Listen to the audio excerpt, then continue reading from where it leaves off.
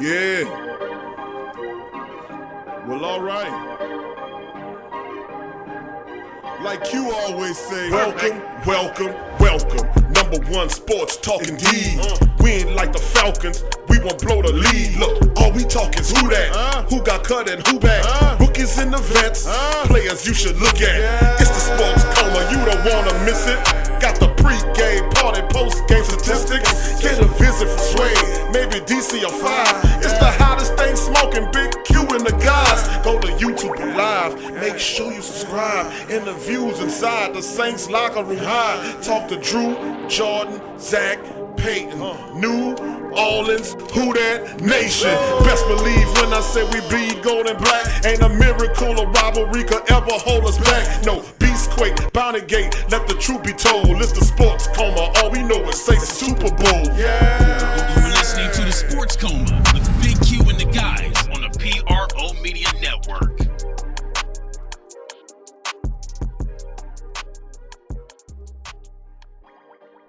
Who that fam? What's going on, fam? What's happening? What's going on to the family in the building? What's good, fam? What's going on, family? How y'all feeling, man? What's good with the family, man? It's Thursday, fam. I know I'm a day off Wednesday, but I wanted to kind of come at the fam. I know he had some good information, man. I let it kind of pile up because I want to talk it over with the fam, man. Good to see all the family in the building. Larry Williams, who that to you, baby? I see you in the building. Larry says first in the building, and that's real big, man. Giving a shout out to Larry Williams. Donovan, what's up, Donovan? Who that to you, baby? I see you, Sub-Zero, who that fam? Soldier for God 77 is in the building from San Antonio. I see you, fam. Thank you for joining us. Travis Johnson, who that baby? Who that to you? Jonathan O'Neal, who that fam? How you doing, my brother? Travis Johnson said, San Antonio, what's good? I'm here too, man. See the family, Soldier for God, and Travis Johnson, the family in the building from San Antonio, man. Good to see the Saints fam. Sub-Zero said, Larry with the fastest internet guy here first tonight. Kevin, yo, who that to you, Kevin? I see you, baby. Anthony Henry, who that to you, Anthony? Steve Wynn, what up, Steve? Good to see you, fam. Who that to you? Scoob, what up, Scoob? My dog Scoob in the building as well. All the family chiming in. Pablo, who that to you, Pablo? I see you, baby. CSG 1027 says, let's go. I'm here, fam. I'm here with the energy, as you can tell. Larry says, I'm the only one who likes the track running for like 5 minutes. It's a banging track, I gotta tell you, man. It's perfect. It's the perfect energy track, man. to get the family ready for a good show. You know what I'm saying? I just love the energy it brings, man. And Black Suede did a fantastic job on the intro. We working on a full song too, family. Hopefully get that done real soon. The whole full Sports Coma intro song. I mean, it's a full song with 3 verses and the chorus and all that. We're working that together. Hopefully have that done before the end of the month rolling out to you. Good to see the family in the building. Everybody joining up. Let's see. Larry says, let's see. CSG 1027 says Ben Jones and all week for some cute sesh. I hear your family. I've been looking to kind of get at the family, man. Talk to everybody, man. Good to see everybody. Irvin Alexander, what up to you, baby? I see you. Drew goddamn Brees. I see you, fam. Back at it again with another banger. That's right, fam. Good to Sean D. Who that? Family, I see you. Sean, who that? Irvin says repping the Who Dat and KC, man. That's big, man. Love it, man. Love it, man. Good to see all the Black and Gold, beautiful Sports Coma family members in the building. More of the family will start chiming in as we go. I like to welcome all of those great family members here for a midweek show and the rest of the family. And this is Sports Coma Live number 61, show number 471 of them things coming at you, going into five freaking years. Great, beautiful years of covering the Black and Gold. Love it. Absolutely love it, baby. Love it. But anyway, like I traditionally start the show off by saying, welcome, welcome, welcome. You're now rocking with the Sports Coma with Big Q and the guys. And we have intense, entertaining, educating, and enlightening sport talk from your favorite sports family. I'm Big Q if you're new to the live stream. And this is Sports Coma Live number 61. This one here is labeled Saints Making Moves Before the 49ers Tilt. Of course, a lot of stuff to cover, family, over this week. A lot of things we thought was going to go the way positive for the Saints in terms of, you know, us getting some help in the wide receiver room, or just ultimately trying to get the goddamn wide receivers we have to do their job. Jerome, who that to you, baby? I see you. Pablo said this game scares the hell out of me. It should, Pablo. This is a serious team, man. You see how they play Baltimore in the rain? Baltimore's a serious team, and it basically was a field goal game. The 49ers, listen, it's only be afraid if you didn't have proper enough time to prepare. Now, you know, I'm a boxing guy. Y'all guys know I used to box when I was younger, you know, but, you know, this is the thing. I attribute a lot of it to boxing. And I always say boxing analogies and little anecdotes like styles make fights and all that kind of stuff, which is actually true. And a lot of it you can kind of bring over from boxing into football. You know, it's a lot of commonality, the physicality or what have you, but the thing, if anybody familiar, there's a fight coming up. We're gonna talk about that on the Ring Kings Boxing World, our boxing YouTube channel. If you got any boxing family in the building, please subscribe to that. But there's a big fight coming up this weekend, a unification bout between 2 heavyweight champions. Andy Ruiz, who's the Mexican champion, he's the first Mexican heavyweight champion ever. He has 4 belts, and he's taking on Anthony Joshua, who had those belts, and it was one of the biggest upsets in boxing history, even bigger than Buster Douglas, when Andy Ruiz was able to knock out and beat Anthony Joshua.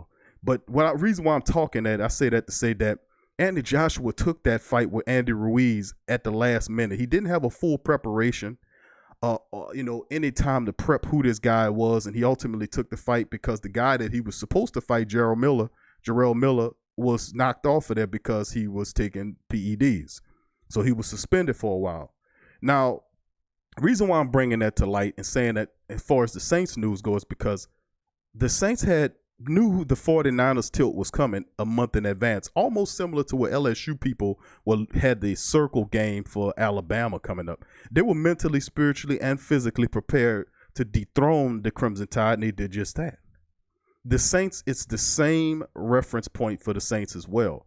The Saints they've been looking at the 49ers for over a month, knowing that the 49ers game was going to be the game that ultimately decide the seeding for the NFC. Now, of course, some things happened. The Seahawks kind of moved ahead, and you know what happened in terms of a lot of other stuff that was going on in between Seattle and Minnesota and all this kind of stuff. But the Saints sit happily at the top there, but they won't remain there unless they take care of business against the San Francisco 49ers. Now, I'm not going to preview that game. Y'all know that's for our Saturday show, when I can give it 2 or 3 hours and bring in a family for live chats or whatnot. So it's just one of those things. I see the family members chiming in. Dada, good to see your family. Welcome to the live stream. Mr. Who Dat says, who dat to all the Who Dat Nation? Let's get this W. Thank you there, Mr. Who Dat. Subscribe if you're not a subscriber there, Mr. Who Dat. Glad to see you in the live stream, fam. Sub-Zero says, let me see. Larry says, we elite, so we want all that elite smoke, so no denying us Who Dat. Steve says, run, pass. Sub-Zero says, Peyton usually gets up for these kinds of games. I honestly more afraid of Tennessee and Indy because Peyton will probably look over them. I hope not, man. You know, we don't play well in Tennessee, and I'm not going to get into all that. We know we should be able to handle business against these two home games against the 49ers and the Colts, and should be able to take care of business against Tennessee. Going to Tennessee, the Saints are not really good at beating Tennessee and Tennessee. They kind of struggled over the years against them. But this is a different type of team. If this team is synced in for December, like I'm thinking this is the last month of football. You're jostling for position.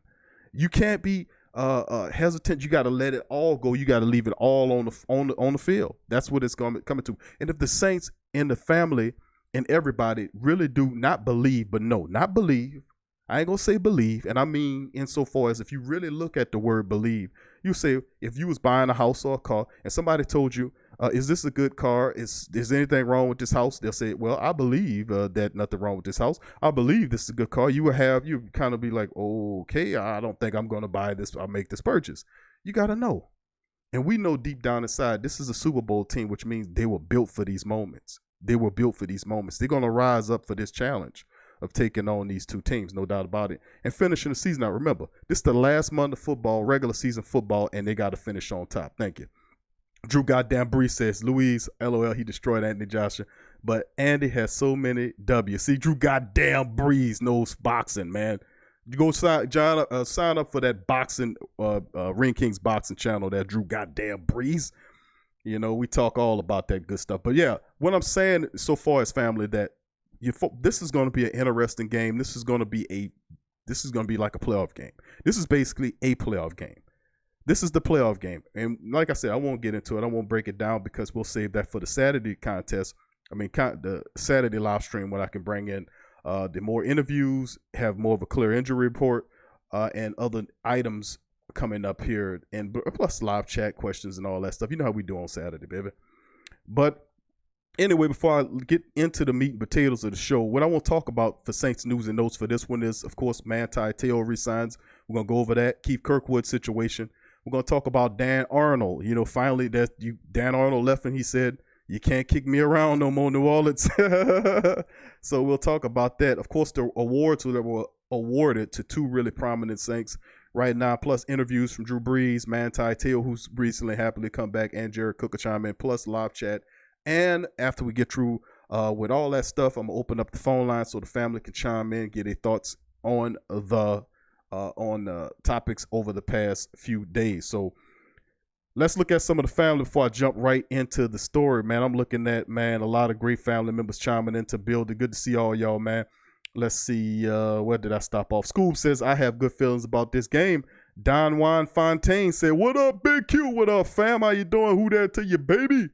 That says, Revolt Control. Who that Revolt? I see you, baby. Travis 504 says, who that Q? Who that to you too, fam? CSG 1027 says, Zach Line and Terron Armstead both limited in practice. We really need them healthy so we can pound the rock. That's right. I got an injury report that I'm going to give to y'all too on this show as well, fam. So without further ado, man, let's get right into it. I see you, the rest of the family. Robert Clark, I see you, baby. Who that? Verlin, who that to you as well as the rest of the family members started to chime in. Now, let's get right into it. Now, the Saints news and notes item. Let's start with I guess we could start with the injury report. That's one of the prominent things thus far. Of course, it's Thursday. This is the injury report. We know Andrews Pete with that forearm. He is not going to practice. Neither is Kiko Alonso, who's out with that thigh issue, and AJ Klein did not practice as well. He's dealing with a knee issue. That shouldn't be a surprise because AJ Klein has sometimes always missed several games during the season. As he getting a little older in the tooth. That's why I told people this season that I think AJ Klein probably going to hang it up at the end of the year. But Kiko Alonso was his coming in here to kind of help where Alex Anzalone and AJ Klein have kind of been guys that have not been able to stay healthy. Even though AJ is one of my favorite players, I just think that, football takes a toll on you after so long. But Zach Line, his knee, he was limited but did practice. Teron Armstead was limited but did practice. Jason Vanderland had a concussion. He was limited in practice as well. And Will Clapp dealing with an elbow. He was limited but did practice as well. Now, I ain't going to talk about the 49ers. I'm not concerned about the injury report at this stage of events. We'll get into that on Saturday to break it down. But before I start hitting you with the Drew Brees interview, I want to talk about Manti Teo real quick. He reportedly he has signed back with the Saints after several issues with linebackers, like I just read you about A.J. Klein, Alexander Zaloni already on the list. And the Saints this is a good move for the Saints because he fulfills a guy that knows the Saints defense, and he's healthy, getting him like in the last month of the season. And you don't need to kind of school this guy like bring a young guy in and you got to teach him everything. Manti Teo is greatly familiar, and very intelligent player, and he's super healthy right now, coming in to kind of help the Saints. It was a pretty smart move by the Saints to actually go out and sign him. Now, this was reported by several media outlets, including ESPN and CBS as well. So they brought in the former Heisman Trophy runner-up from 2012, and he comes back in to kind of help the Saints kind of solidify that linebacker room with all of the injuries that started to mount up toward close to the 49ers game, getting in the last month of the season. Very interesting, man, to bring him back. I'm not mad at that move. Actually, I think that was a pretty smart move for them to bring old Manti Teo back. I'm happy to see him back in the black and gold, man. As long as he's healthy, he can contribute and, maybe buy some time for some of these other guys like Kiko Alonso, who was really balling. Kiko was balling, fam. He was balling, man. And, just he had that thigh issue. Hope we can get him back real soon. Now, before we get into the rest of the news, and we'll talk about the Kirkwood situation, of course, Dan Arnold and all that, before I even talk about that, here's Drew Brees as he talks 49ers and growing up with his favorite QBs, probably Joe Montana and all that kind of stuff. Like, that was one of my favorites back in the day, a lot of family favorites. Let's see what old Drew had to say about the 49ers still coming up. Facing the San Francisco defense, I mean, they've been really good all year. Yeah, they've been pretty dominant. Well, first off, they have really good players. So across the board, and there's no weak links. They're all very, very good players, very talented, big, strong, physical, very well coached, just very sound in everything that they do. So, the statistics reflect it. The numbers reflect it. The wins reflect it. They're a stout group.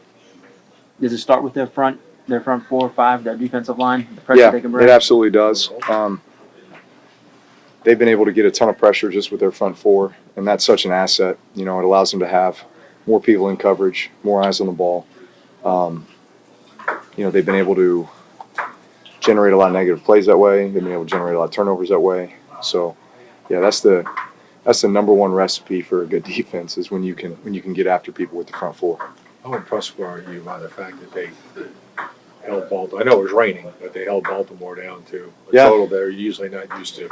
Yeah, that was a hard-fought game. Two physical teams, two similar style teams, right? Pound the ball, running it, play great defense, and obviously the conditions, probably affected the passing game to a certain degree, but still those guys both threw it pretty well, all things considered. So, that was just a hard-fought game all the way around. The fact that you guys have injuries in the offensive line, you have good guys, but you don't have your guys who are usually there. How problematic do you think that is against this front 4? Drew? Well, you have to have, because you got to have a plan. You can't let those guys ruin the game for you. So that's our execution. That's our awareness. Can't just drop back and hold the ball forever, right? Let them come get you. You got to be able to do enough things where you control the tempo, you dictate how the game's being played. You try to fend those guys off the best that you can, with the things that you're doing. And listen, are they going to make some plays? Yeah, they're going to make some plays. They're a very good defense. But we just got to, as many positive plays as we can, as many good outcomes as we can, so that we can sustain the ball, possess it, and score points. You're in the stretch of these last 4 games, and I know you guys are still striving for that perfect game, especially on offense. Is this where you've got to turn it on here? I mean, these are the last 4 games. Starts with San Francisco, and does it get to a point where it's like, all right, eventually we've got to clean up, some of the issues that we're having? This is what I see. I see us as an ascending team, right? So we just want to continue to get better and better each week. Right? Certainly don't want to take a step back. There's still a lot more to be desired. There's still a lot that we can improve upon. So if we can just continue to take small steps each week, we'll be okay. That's Drew Brees saying, and the code right there was pretty much, when asked about the progression of the team or where he sees the team, he used the term ascending team, not actually that they're arrived and that they're ready. And to be quite honest with you, that's a very just impressively honest answer from Drew Brees, who knows what we know, and seeing what we seen over the last several weeks or so about how the Saints been playing. They have not really turned in a spectacular performance since the Arizona Cardinals game when they went on a bye, and then the bye kind of removed their rhythm. And then they just came back really rusty. And the rust carried over from the Falcons loss all the way until the Falcons win. So, I mean, it's something, and it's good to see that the Saints are not in denial about that. You see what I'm saying? Especially Drew Brees. And he keeping it real, saying, man, in a previous quote, he was saying this, quoted as saying, you have not seen our best performance. We have seen, and I've been saying that. The Arizona Cardinals matchup showed you what this team could do. Even against the second game against Atlanta on Turkey Day, the Saints defense showed up and destroyed that team. And we should have, the offense in kind, had came up, because there were several drop balls, whether they were touchdowns or regular passes in that game, where the offense wasn't totally synced in. Then the issues with the special team was problematic as well. So it goes to show you that I respect the honesty of Drew Brees. He ain't coming up in there saying, hey, yeah, we playing our best football. Because I would have called his ass out. I'm going to just keep it real with your family. You know me. I'm going to say, Drew, what the hell is you talking about? And I goes off. So but I can't go off. I got to get a man his comeuppance. And he's saying what we know it's supposed to be. And it's that they're not playing their best brand of football. But this is December. December means that this is the last month of football, and they must show up in kind and play. And that's basically what it comes down to. All right, family, good to see you. I'm going to get back into some of this news. I'm going to read some of the chat from the family right quick, then bounce back into some of this news. Let's see, where did I drop off? Fam. Let's see. Drew goddamn Brees. Too many heavyweight NFC contenders in the playoffs for the Saints to face. Vikings, 49ers, Seahawks, and Packers. I love it, though. Pablo says, we really need Zach Line and Teron Armstead healthy for this game. They've been practicing limited. Thank you, Pablo. Verlin, who that baby, says, who that big Q, was cracking. Drew goddamn Brees. The NFL needs to flex a lot of these games to Sunday night bouts. I have to freaking work out at 1 p.m. for the 49ers. Let's see. Kevin says, game will not be flexed. It's a shame. Irvin says, Arnold caught the mega bus to Arizona. That's right. He was picked up. Dan Arnold. Now, of course, we just covered before the interview the fact that Manti Teo returned to the team. So to make room for Manti Teo, the team released Dan Arnold. And he was claimed by the Arizona Cardinals, just to let people know he's not coming back to the practice squad. He is now officially property. And I hate to say it like that, but that's what they'll tell you. A person can still be property in the NFL, trust it. But he is now officially property and signed by the Arizona and has been claimed by the Arizona Cardinals. So no more kicking Dan Arnold in the butt. And that just goes to show you the failed experiment that was Dan Arnold. They chose to keep this Vanderland cat, whoever the hell he is, as opposed to keep Dan Arnold. I mean, everybody gets a turn here except for Dan Arnold. But anyway, Dan Arnold is no more. He's out of here. And whoop-de-doo, good luck to you, Dan Arnold in Arizona. Drew goddamn Brees say, LOL. Day before the 2 weeks notice, I quit my job to see the Saints versus the Rams doing it. That's a diehard fan right there. Gerard, who that, baby? I see you in the building. Cheryl, who that? Good to see you. Cheryl, it's been a while, baby. Good to see you. Drew goddamn Brees, I'm glad Manti Teo is back. He was a great piece in our 2017 run. Not sure why he gave up on him, but kept Crawley and PJ Williams. Now, that's another fantastic question that nobody seems to have the answer for. I sure the hell don't have an answer for it. I thought Crawley should have crawled his ass out of here many moons ago, and PJ should have left with him. They had many other players, Kayvon Webster, and several other cornerbacks that look good. Justin Hardy should have been given an opportunity to play. He was balling in the preseason, the mini camp, and the big camp. And it's just one of those things. The eyes don't lie. Hardy was playing with confidence. He's a big guy. He used to be a wide receiver. He has good size. Give him an opportunity. God, dog it. But let's see. Larry says you said that at Drew. So glad that boy gone. Larry talking about Dan Arnold. Drew goddamn Brees said, for real, Larry, that guy has so many opportunities to be a game changer. The Youngbloods 46, who that baby, says, Q, are you surprised that the Saints seem to be content on standing pat with their current wide receiver core? No Keith Kirkwood or Emmanuel Butler calls from the practice squad. Now, I was about to address that before we get into our next interview with Manti Teo, and his thoughts are coming back to the black and gold. Of course, Keith Kirkwood, we've been looking at Keith Kirkwood now for the last several weeks for him possibly coming back to the stable, kind of stabilize that Saints wide receiver room between where Ted Ginn Jr. and Traquan meet. But of course, that didn't happen. He just didn't look healthy to the team. Now, they did give him every opportunity to make it, but Coach Payton seemed that he just feels like the guy couldn't do it, and they decided to keep him on the injury reserve for the remaining of the season instead of adding to the active roster. That was a blow. That was a blow because I was thinking Keith Kirkwood should have given, if healthy, he would have been given an opportunity to come here. And big ups to Gundam 1313 who messaged me. I messaged him about that, and then maybe a few hours later, maybe later on that day, it happened with Keith Kirkwood. So I was like, if he's healthy, the only reason why they wouldn't, they would have activated that man in a heartbeat. It took them a while because they were evaluating and giving them time to evaluate and see if he can make it back to contribute. And it must be something serious if they decide to shelve him back to the IR after him sitting out pretty much the entire preseason. So, I mean, think about that. He's been out the entire preseason, didn't play much, and then it's all the way to the last month of regular season. And Keith Kirkwood could not contribute. He couldn't be healthy. He couldn't make it. So they're doing a good thing, looking for the future. Keith Kirkwood down the line, shelving him. I know he's devastated by it, but we got to move on, fam. And, of course, to answer the Youngblood 46's question, standing pat, am I surprised that they standing pat? They're not doing anything to address the wide receiver issues. With Kirkwood, Kirkwood was a surprise to me. That was the surprise. I thought he'd be healthy enough to play after all that time. Seeing that he wasn't was kind of a surprise to me. And it does kind of scream the fact that you have Emmanuel Butler.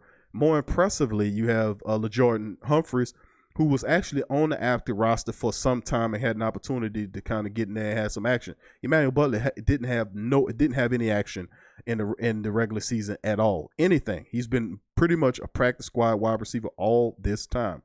And I was, with the addition, with Kirkwood going back to the IR, Austin Carr, IR, you get Deontay Harris, who obviously I'm thinking if they didn't add anybody to the wide receiver core and they had an opportunity, they could have brought in somebody and added them in like LaJordan Humphreys or Emmanuel Butler, somebody who knows the offense. But they obviously feel like Deontay Harris and who they have left can help them. Now, outside of Michael Thomas and Ted Ginn, is Deontay Harris, Traquan Smith, and Krishawn Hogan. Maybe Krishawn Hogan, who's the question there, maybe they can get Krishawn Hogan involved since they activated. The guy's been here now for more than a handful of games. He's been practicing. Maybe they can add Krishawn Hogan and Deontay Harris into the wide receiver room to kind of help things go as well. So that's an interesting point. Maybe that's what they see. They see something in Krishawn Hogan that we don't see. Listen, I've been saying this about this Krishawn Hogan kid for a while. The way they brought him on the team over Emmanuel Butler, over LaJordan Humphreys, and he just been sitting up there chilling all that time since he came over to the Saints. He's been an active wide receiver. Sooner or later, we're gonna see what this dude could do, and I'm thinking more sooner than later. Roscoe, who that baby? He says, who that Q fam school? Didn't mention pork choppers flying low tonight. Speaking about police, did they catch the shooter on Bourbon Street? I'm gonna have to look into that. Roscoe, Larry said that boys out of town. A lot of craziness been going on, man, in the city lately, man, and around the city, man. Really weird during the holiday season. A lot of buffoonish, really crazy stuff going on, fam. Stay prayed up and safe out there. Scoops, Javier, who that to you, Javier? I see you, baby. Good to see you in the chat. Let's see here. Scrolled on me. Let me give a shout out. Tramal, I see your family. Hold on here, fam. Give me just a second. I'm trying to get through some of these before I bounce back into the news. Javier says, who that Q? I see you, baby. Charles Mayfield, I see you, Charles. Who that to you? Said, what's going on with Kirkwood? I heard he's done. What happened, man? I thought he was going to help us. I just addressed that. He wasn't healthy enough to make the transition back to the IR. and they just gonna let him sit up there and heal some more. And he didn't play the entire practice. I mean, listen, the entire preseason he didn't play. They shelved him the entire preseason and all those months up into December, and he still wasn't healthy enough to contribute. So this is playing it safe. This is what probably Nick Saban should have did with Tua. Should have shelved them and put him down somewhere instead of trying to play the man to win games. Stupid. But they playing it safe with Keith Kirkwood, Krishan Hogan, Deontay Harris. This is, and maybe they want to see some more of Tre'Quan Smith, who's healthy, finally healthy in a wide receiver room. So we're going to see some stuff. And don't forget, they like to miss Taysom Hill in there, some Elvin Kamara perhaps. So the Saints have an opportunity. They have enough imagination to be able to sprinkle skilled players around if they need be. Who that, Tremal? I see you, baby.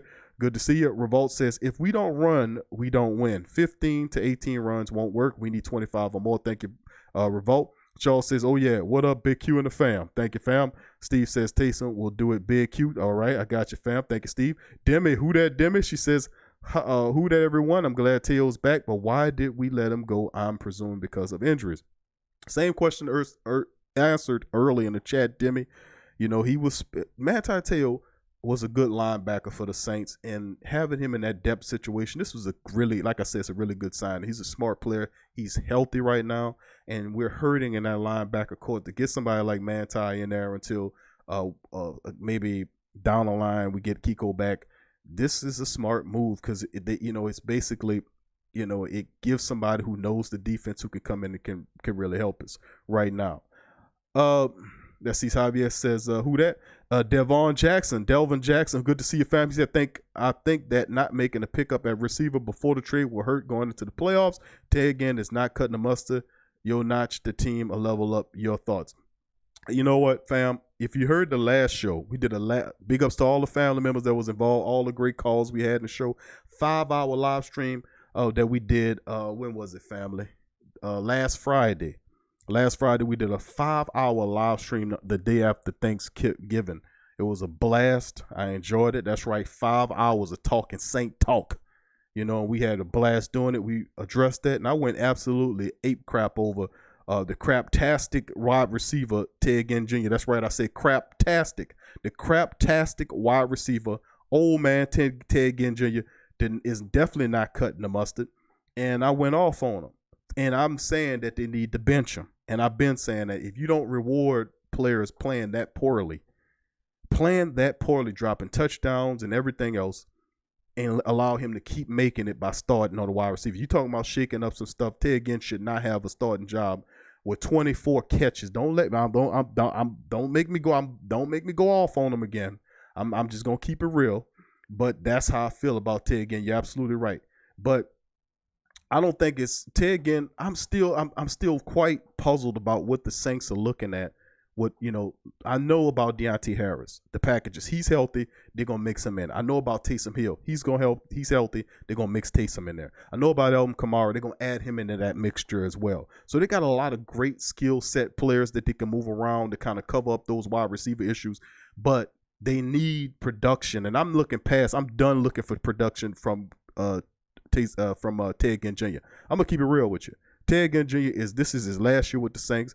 He's the oldest wide receiver they got. He's not putting on a very good example for the rest of the wide receivers. Everybody looking at Mike Thomas. This is pathetic. 46 targets with 27 catches. That's absolutely pathetic. 2 touchdowns, and he played 12 games, started 12 games, wasn't hurt at all. And this was kind of level of production you get from a guy who's starting for you. That's absolutely shameful. And I'm not even looking at his ass no more. I'm looking behind at the young wide receivers who gonna replace him, the Tre'Quan Smiths, the Deontay Harris, and more importantly, Krishan Hogan. What is the deal with Krishan Hogan, who's been on this team just mostly blocking?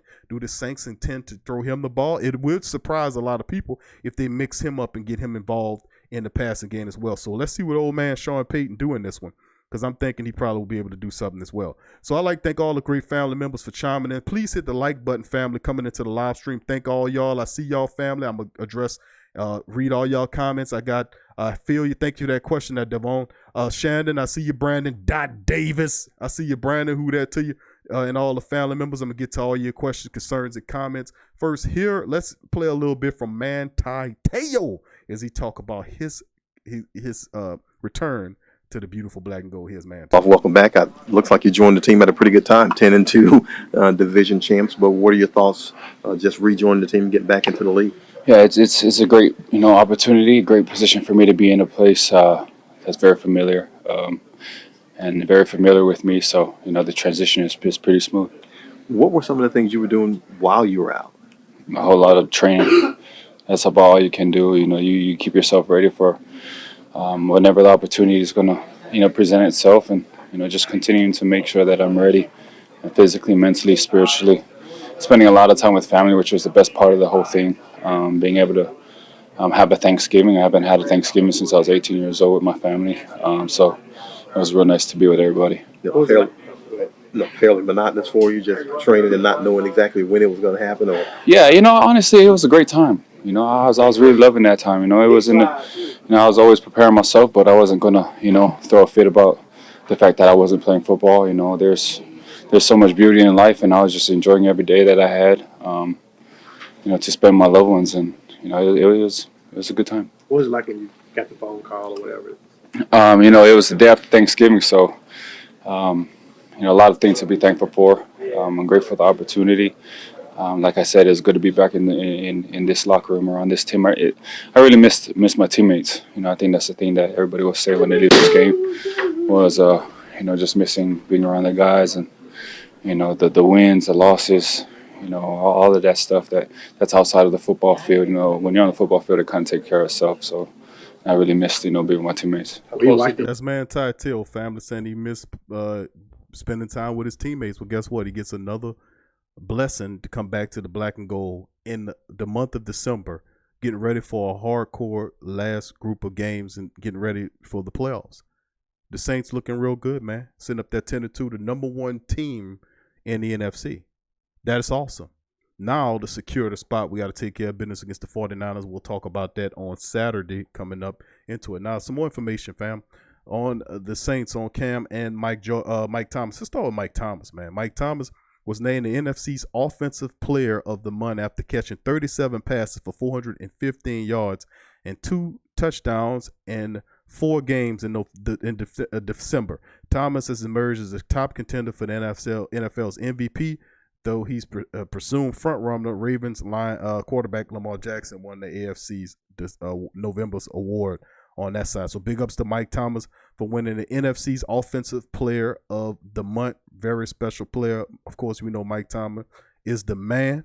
He continues to do it all with 110 catches on the season, 6 touchdowns, 1,290 total yards. That's production.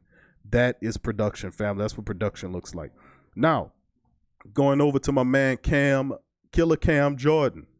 Now, he was honored as the NFC's Defensive Player of the Week after his career-high 4 sacks and last Thursday's night win over Atlanta. Jordan now ranked second in the NFL with 13.5 sacks and is very much in the conversation for the league's Defensive Player of the Year award as well. Now, that is astronomical. These are 2 players on our team. You got Mike on the offense, Cam on the defense, playing just on an exceptional level. And this, to me, this is the most complete form of Cam Jordan that I've ever seen. And like I talked about, when they first signed Ryan Nielsen, who came over from the North Carolina State Wolfpack, he was the defensive line coach, and they made him the defensive line coach here. Nielsen, I said when I knew, because Nielsen was churning out NFL level linemen from out of North Carolina State. I mean, these guys knew how to pass rush. They were strong. And Nielsen was known as a guy that was fundamental. He had this aggressive energy about him, and he's just as passionate as some of the players, especially like Cam. And I said, man, with all of the talent that Cam has, and when Nielsen started really getting into him and teaching Cam not only just to perfect his movements and just having speed and power, but technique. Everybody has speed and power, but the technique makes it all work so well. And Cam is putting it all together this year. He's super healthy. And another thing that's really helping Cam out is the fact that the Saints have a steady and calm influence on the opposite side getting pass rushes. Remember, that kind of takes the burden off of Cam when somebody else on the other side busting ass. So Davenport had multiple sacks in the Atlanta game as well. So, and I said that if Davenport can get you 8 sacks in the second year. That is a plus. Well, guess what? I think he will get those 8 sacks in the next 4 games. Well, he might not play the final game of the season, but in the next 3 games, he's most certainly going to play. And we do play some offensive lines that have a little difficulty, but I think Cam Jordan could get to 8 sacks on the season. Cam, man, 13.5 sacks. I want to see him get north of 15. Anywhere between 15 to 18 sacks go on a tear. I would love to see that. Would love to see a defensive end from the Saints be considered for the NFL's defensive player of the year award. I absolutely love that. I'm gonna keep it real with you. Anyway, let's bounce back to the chat, fam. That was Manti Teo. He was breaking it down for the family members and telling you about how he feel. Now, let's say, I guess before I get an opportunity to go back, and I got one more I got lined up for your family that I'm gonna play for the family. That's let's see, Jared Cook is lined up. I guess I'm gonna play a little Jared Cook and see what he thinks about the importance of Week 14. But before we even get to that, let me hit the chat up and speak to the family members. Some more those that jumped into the chat. Let's see. Shandon Roy says, let me hold on. I think I might have missed somebody. Pablo says Manti is pretty bad. Let's see. Manti is pretty bad. I'm coverage, but great against the run. Okay, pretty bad. And I get you. And he's injury prone. Well, this is the thing. He's healthy and he's like ready. He's in the month of December. I think that he'll be fine. It was a smart move because you get that player back. The guy knows the defense and he can come in and help you right away. He can help you right away. And then it's the camaraderie aspect that he's good with guys like Craig Robinson, who's been doing an admirable job as well. But Craig Robinson needs some help. He needs some help behind him to kind of spell those minutes. And Manti is a smart player, man. Incredibly smart dude, man. Brainy dude that knows he might not be the best coverage linebacker in the business, but he's a plus, more so a plus than a minus on your team.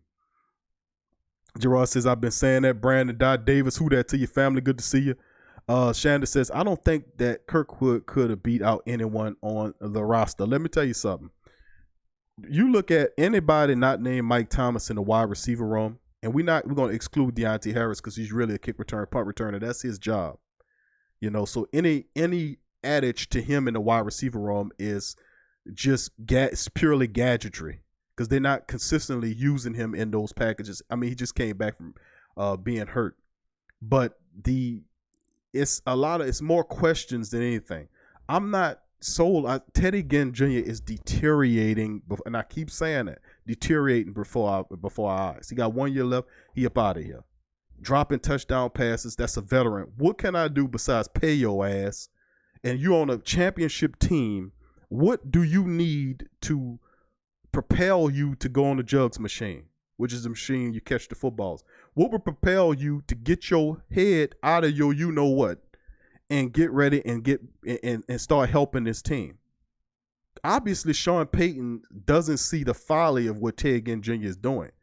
And people say, well, Q, Mike Thomas is hogging up all the production. That's not actually true. That man was targeted 46 times on the season. I mean, he come up with 27, whatever. I'm not going to even get into because I get upset every time I even think about it. But but I guarantee you what, the SOB don't have a problem with dropping that check. You throw him the check, I guarantee you catch that. But I'm saying at the end of the day, production has to be carried out, and they got a bunch of young wide receivers that need to prove themselves. Traquan Smith is finally healthy. He needs to step up and take the job from Ted Ginn Jr. I'm not expecting Ted Ginn Jr. nothing. Now, don't get me wrong. He probably hear this just like a lot of them. I'm going to take it back to him and say, man, this man blasting the hell out of you. But if he an honest dude, man, and trust me, they got, like I said, there's several Saints players that listen to the show, administrators and their people that work in the offices. I'm telling you that this gets your words, your thoughts, mindset gets in around them. They can't help but to listen to you. We paying for all the goddamn tickets. We buying up all this stuff. Of course they're going to listen to you. They got to listen to you. If you think that people like them not listen to you, you don't know you don't know nothing about social media. That made it even, that connects you even closer to these people. They got the, and I don't like, and if I find out they got a player who think he the shit over the people, see, you got it twisted, Jack. You're not buying the tickets. We are. You're not giving yourselves millions. The owners are giving the millions from what we giving them. They're not paying you. We giving them the money. We giving them the billions, and they giving you the millions. So we are the genesis of the money, not them. That's a good little way how these suckers like to spin it around to make them think that they are way up here and all this star worship. I don't get involved in star worship. I think it's a bunch of nonsense because you're actually the stars. That's the biggest trick in the world that they pull on people. Not to get into a spill, but I say that to say this. If you hear that man and he blasting the hell out of you, you got to look at what he's saying and critique what he's saying. Is it hate or is it real? Am I sucking and stinking up the place? Can I be better as a player to help my team? If this Mike Thomas is one of the greatest young wide receivers, is the young greatest wide receiver in the NFL, and I'm his compliment at the end of my career, the least I could do is perform to take some of the heat off of him in offense. That's not saying too much. And the fact that you should take pride in the fact that you're collecting a check for playing a kid's game. So, I mean, it's not, it's critique. It's tough love, man. Traquan Smith and the rest of these guys got to step up, and the Saints looking at these wide receivers for a reason. They have not brought up people from the practice squad. They aren't looking at it because they thinking who they have could actually help them win. And like I said, it's question marks. Who is this Krishan Hogan dude? What could he do for you? He's been out there blocking. Do they finally get him involved in a wide receiver aspect of catching the ball? Good question. All right, let's keep it moving, man. As we keep going, I'm going to read some more comments. Then we're going to play Jared Cook. Then I'm going to finish up on your comments. Then I'm going to open the phone lines for the family to call in questions, concerns, comments. Talk to your boy. Talk to the nation. Get your stuff in there. Okay, let's see. Delva Jackson says, it seems that we continue to pick up injury-prone players. I don't get it. Who's injury-prone, Delvon? You talking about Manti Teo? I mean, he's he has some injury issues, but he's healthy now. I mean, he will help you with the depth situation.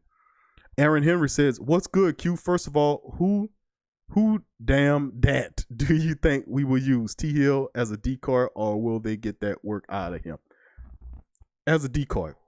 I don't know if that's in the lineup. They could possibly use T Hill as a decoy. I think the Saints will probably keep using them more so like they've been using them in various packages, wide receiver, running back, the RPO packages, throwing the deep ball like Drew can't throw the deep ball. I'm telling y'all, Drew can still throw the damn deep ball. If anything should have showed people against Atlanta that he was throwing that deep ball, and you see the spin, go back and look at the tape and watch how Drew Brees was putting that ball on him. It was almost like they were surprised by the zip of the ball, because when you see Mike Thomas drop him, and I was like, wow, whoa, hold on, that's not a Mike Thomas type drop.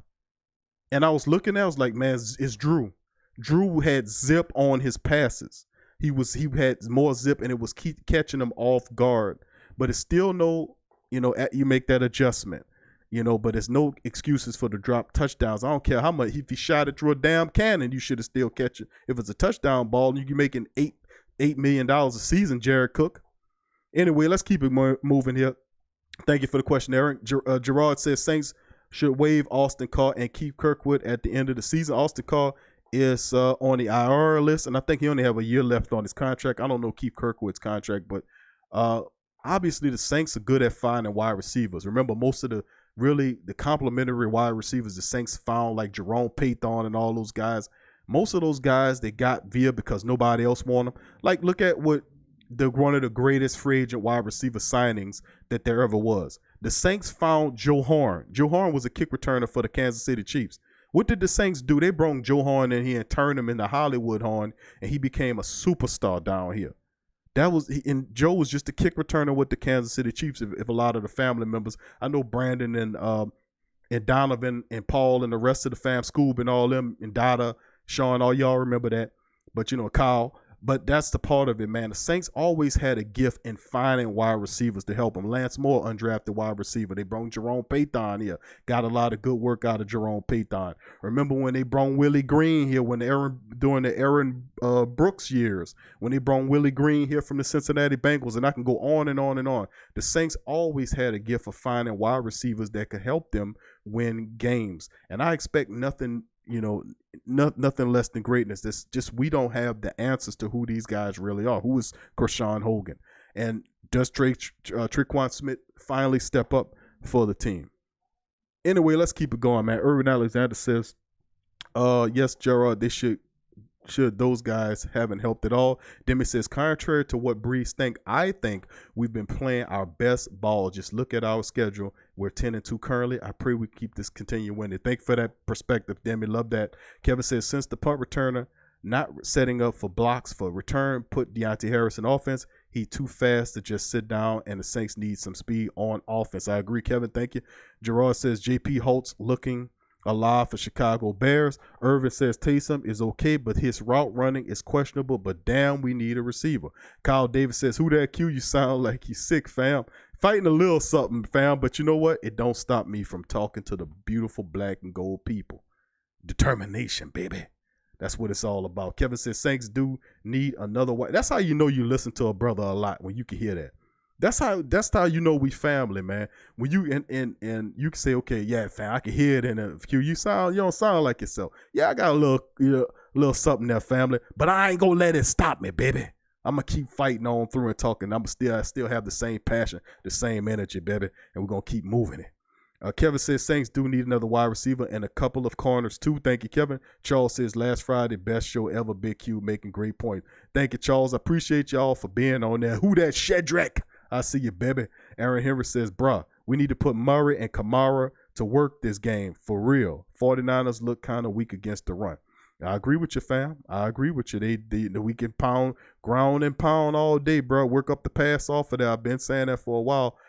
Thanks for that comment, family. Now, before I finish up on the rest of the comments, here's Jared Cook, man, to explain the importance of Week 14 versus the 49ers. Jerry, I guess, do you just understand the magnitude of a game like this with two teams battling for, the driver's seat? Yeah. The stage is set. I mean, it is what it is. We know that we have challenges ahead of us this week. We know how important this game is. And we're taking the steps starting today to kind of match that intensity throughout the week. You guys have played some pretty serious teams this season. How serious is this defense when you watch them and look at them? It's probably one of the best groups that play together collectively. They have a good front seven, good smart linebackers, good DNs, good D tackles, Pro Bowl type caliber guys, and a pretty good secondary. So we definitely have to have our focus up this week, antennas up. Jared, obviously it's not the playoffs, but does it kind of have that feel considering what you guys are playing for and what you're trying to achieve? Yeah, absolutely. It's the importance of this game is, I think, it's understood. It's the next game, and it's one that allows us to continue to have the controller in our hands, so to say. So, like I said, we got to focus on us and make sure we go out there and execute offensively. And I think that's going to be a huge tell for this team is how do we respond? How do we go out and, and play without, penalties, without hurting ourselves, self-inflicted wounds. How does it feel to be on a 10-2 team? I know you've been on some teams in your career that you've done well, but they've struggled. How does it feel to look up and see that your team is 10-2? It's pretty awesome. It's something that doesn't happen quite often in this league, and it's hard to get to 10 wins, especially this early. So it's exciting, man. It's a hard feat to come by in this league. So you came here to play in games like this. Would that be fair? Yeah, absolutely. Patrick, you step into this offensive line unit. Everything looks like. All right, family, that was Jared Cook, man, breaking it down, his thoughts of why he coming here, really, to play an offense. That's a part of it. But $16 million don't hurt your ass for coming here either. $16 million over the couple years. But Jared Cook, man, really a slow transition. I thought he would have been kicked into full gear, but over the last several weeks, really kind of putting it together. And you can kind of look at the fact that Drew wasn't there, but you can see it starting to show up. Hopefully the Saints can completely gel offensively. Defensively, man, they have arrived in just climbing. Certain aspects of the special teams are terrific as well, but offense is only showing half of itself. And what I mean by that, Mike Thomas is awesome. Elvin Kamara has been really normal.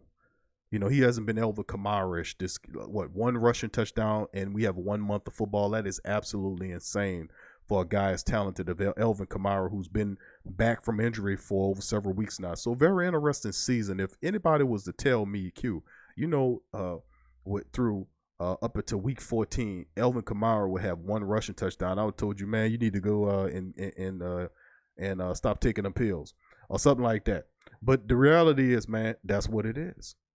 It is what it is. But do I think it'll change? I have absolutely no doubt it would change. I think this is the month when you see a lot of that start to be ironed out because the focus stiffens, because the people start realizing uniformly as a team what is at stake.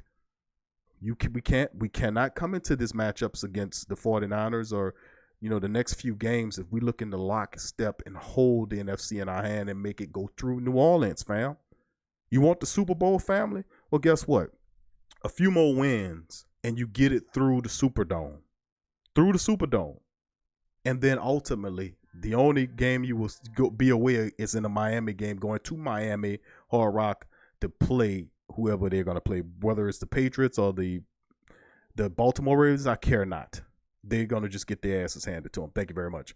Let's keep it going down in the chat, family. Work my way down in the chat. That was the last interview by Jared Cook as he talked this stuff.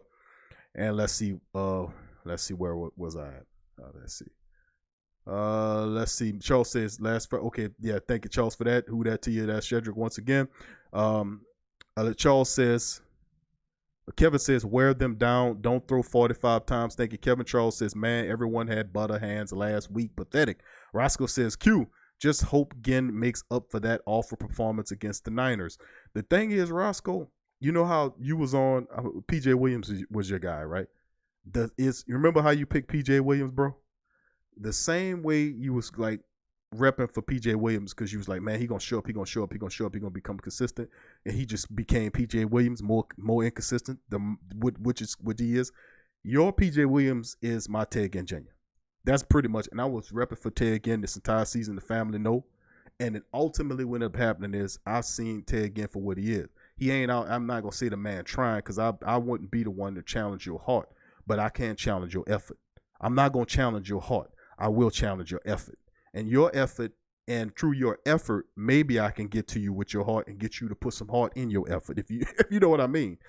Only thing I'm saying is, man, it's an old, grandparents. I learned a lot from I got that old wisdom. I learned from my grandpa and my grandma. They had that old wisdom. And the thing is, you out there stinking it up. You stinking it up. Even by Ted Ginn Jr. standards, that's pathetic. What he's done for 12 games, he started all 12 games. That is pathetic. The mere fact that Josh Hill is a handful of receptions behind you and you've been starting all year shows how pathetic you are. So he has to step up. And I'm really just upset by the fact that Sean Payton hasn't recognized his poor performance and has moved him out of the lineup and put a younger wide receiver in. Because this is the time where you need to see what your young wide receivers are made of. It's time to give the young guys a shot, because there again, the Saints are not going to bring him back after the end of this year. He more than likely is probably going to end up retiring, but something needs to happen in terms of him moving it out. If this dude was just to show up and catch the ball when it's thrown to him, that you would not be talking about, yo, Q, we need another wide receiver. If he would just catch what's being thrown to him. So if he can't do it, get the hell out of the way. Now, don't expect. I'm expecting him to come and have maybe a good game out of the next 4. I could see him having a game after the next 4 because we putting the heat on him. People starting to focus on the fact that he stinks and not the fact that it's all of them stinking. It's Ted Ginn who's the other. There's only 2 starting wide receivers there. Ted's the other one and he stinks. So the focus needs to be put on his stinky, garbage, craptastic performances. And that's the bottom line. I have to give a long spiel about that, but thank you, fam. Demi says, oh no, why Dan Arnold? I'm very disturbed over this. Don't be disturbed, Demi. Dan Arnold deserves to go. He's gone. And he was just a laughing board he was a whooping boy for us. And remember, I put him on a shirt and we made fun of him. And it's his own foul. He could never get it together. It's just what it was, Don't be upset. He was pretty garbage, to be honest with you. Who that, Troy? I see you, baby. Troy Thompson in the building. Kyle Davis says, we control our destiny from here on out. Thank you. Kyle Troy says, Teo, good run stuff. I'm glad he back with us. Thank you. Thank you, fam. Kevin says, Mike Thomas is a dog. Pablo says, y'all hear what Raheem Mostert said about the Superdome? This dude said the Saints' home field advantage isn't real. I wouldn't really care what Mostert or whatever his name is. He's just a young rookie guy, and I don't really respect what backup running backs have to say, just to keep it real, Pablo. And plus, let him open his mouth, the defense just going to smack the hell out of him. So if he must like punishment. Roscoe says, after their loss to Baltimore, I'm expecting a high-caliber game from the Niners. This game may be the game of the year. I'm psyched yet nervous on our secondary. Dallas, who that Dallas? He said, what up, family? Pablo said, this is what he said. I see it is going to be a neutral site because I know our fans are going to show up. Aaron Henry says, ha, is he a rookie? Charles Mayfield, Cam and Marcus had a great game. I hope they dismantled the whiners. I mean, Niners, same thing. Kevin says, Saints got to hit these dudes in the mouth early to let them know it's going to be like this all damn day, baby. I got to put the extra bass on it, man, because I feel how you saying it. Pablo says, not a rookie. He's been in the league for 4 years, but hasn't played in NOLA. All the national media picking the 49ers. I like it. Would they go back to what they are, family? That's what they do. Gerard says, I'm ready to call in. All right, family, listen. Number is open. 504-475-4482. Live stream number is open. It is open. 504. We put it in the chat. It's 504-475-4482. Live stream number is open.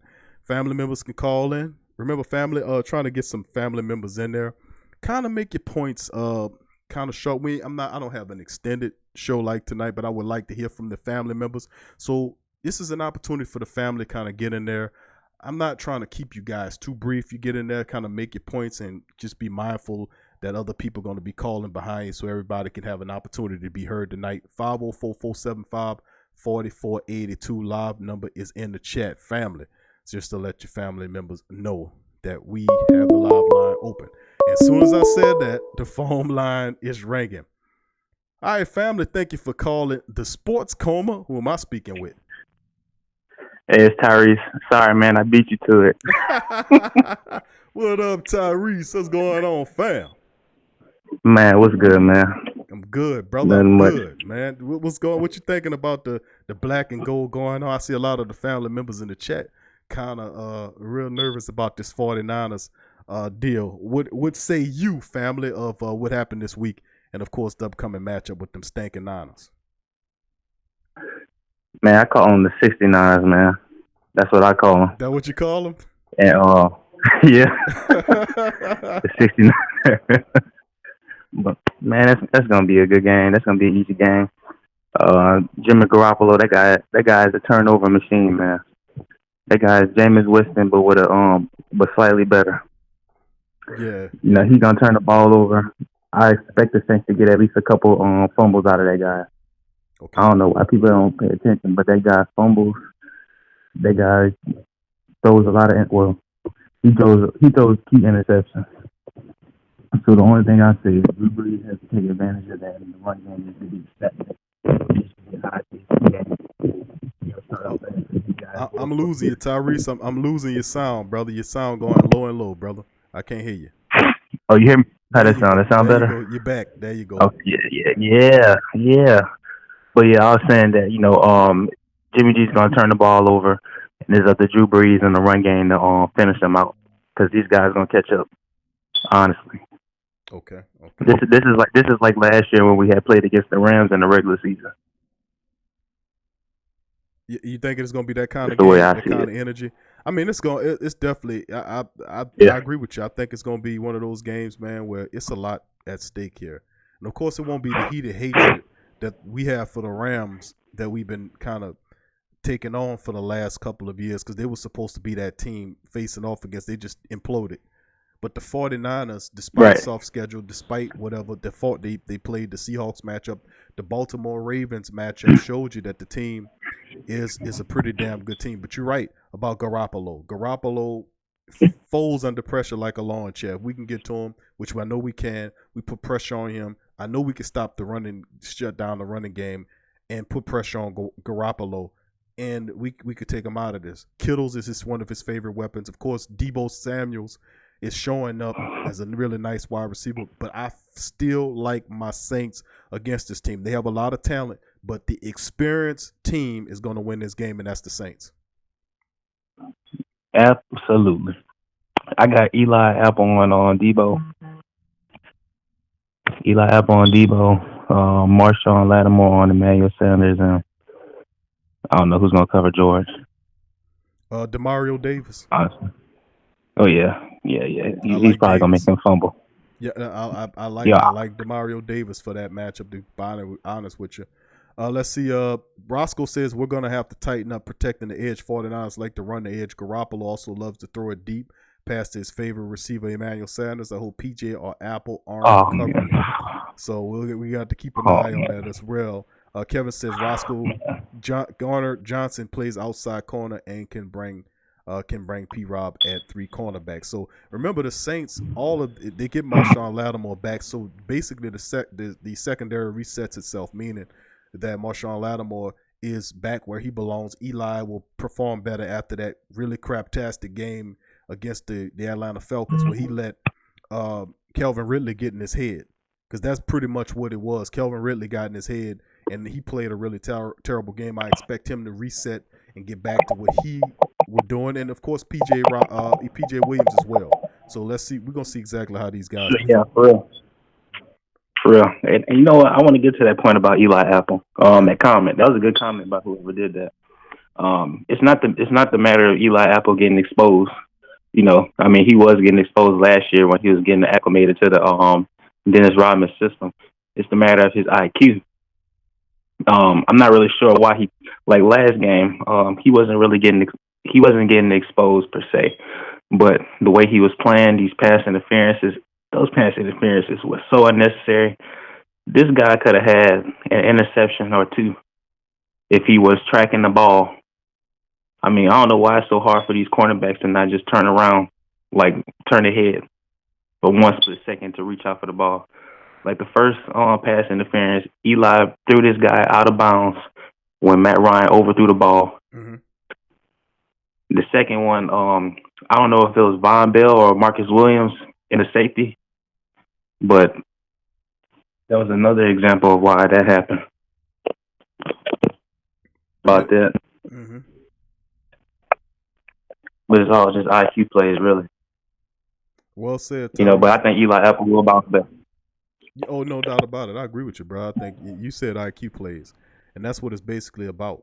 I mean, knowing it in its intelligence and instinct as well, because you got to understand to be like Richard Sherman. Richard Sherman is one of the smartest defensive backs in the league. Now, he don't have quite the same speed and as he usually have, but he knows how to position himself. That lockdown power.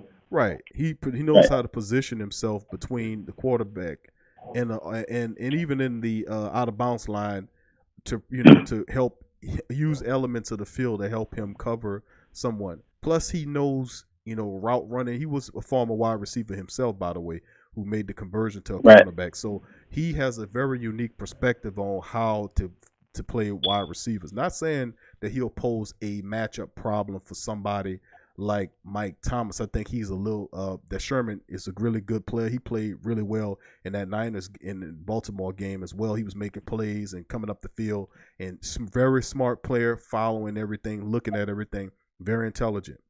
That guy is a dog, man. The reason I bring him up is because he's using the muscle, the main muscle that counts, and that's his brain. Looking at the plays, analyzing things, looking at the tendencies of the wide receivers and how they tend to do things when things break down, and just being aware, just having field awareness. You called it IQ.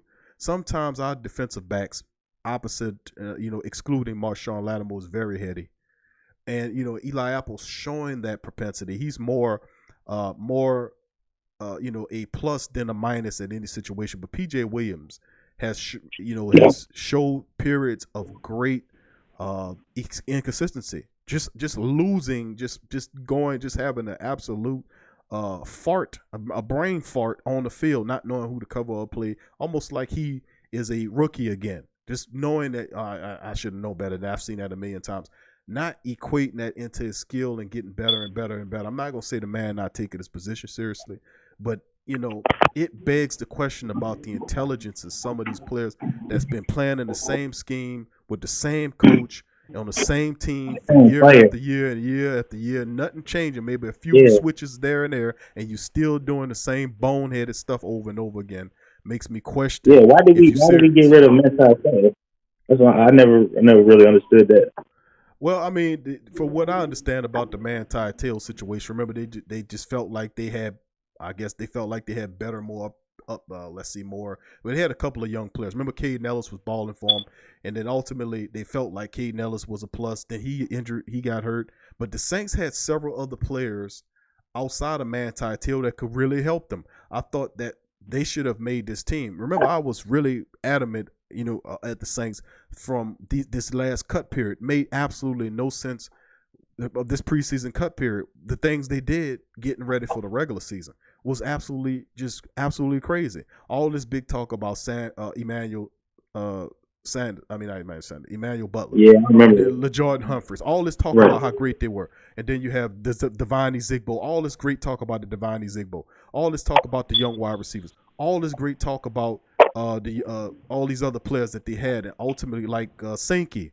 They had the linebacker here, Sankey, who should have made the team. Even Deuce McAllister said that. Said Sankey should have made the team. Darnell Sankey, I think his name is. Yeah, Darnell Sankey.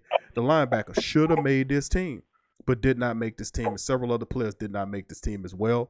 And it was a shame. I didn't like it. It was crazy. But in the end, it came back to bite them in the butts because A.J. Klein, Alex Anzalone, and several other players that we have a history of getting hurt. They can't play entire stretches of the season. We covered this in the offseason. We knew that it comes a period of time where those guys will miss games. It's just what it is. It's just what it is. Yeah, right. Yeah, we need to get these guys out here, man. These wide receivers that you just spoke of, we need to get them out here because when playoff time comes, these teams about to bring it. Michael Thomas is about to get triple covered, man. And we're going to have Alvin Kamara running routes and Taysom Hill running routes. It's going to be wild. I can already see it. But see, that's the insanity of Sean Payton's system, that it's like it's so out of the box that you can't really prepare for it. You know when Taysom Hill comes on the field and, he going to throw. They've been letting him throw the ball a lot more. Like we was just yelling at them because it became so predictable that he was going to get out there and run every down. They would just stack up against the run. Against the line and prepare for him to run. Now they allow him to throw the ball a little bit more out of that RPO package, which is smart because it creates a balance with his set.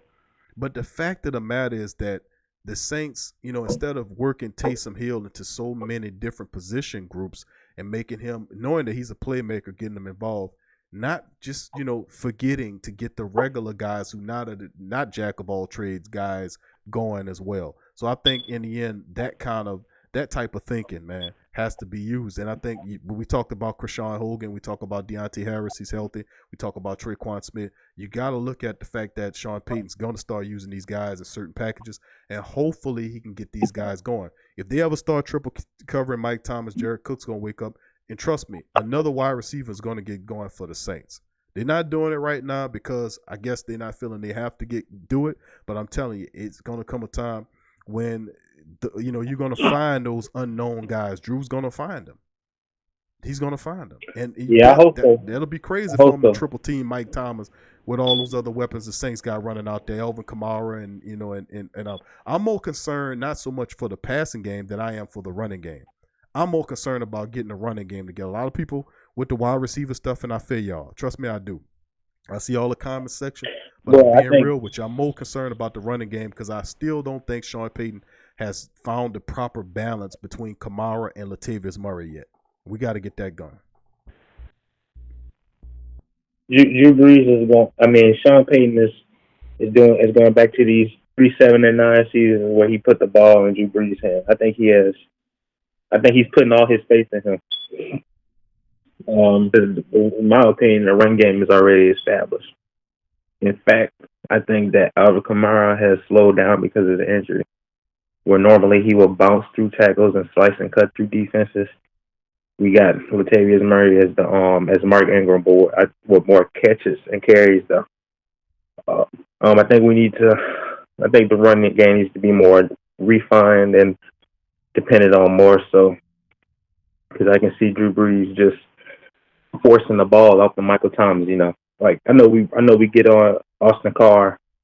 But this guy can sometimes get open versus how we see these other wide receivers. Because Jared Cook, he got the spirit of Ted Ginn rubbing on him. This guy is dropping wide open passes.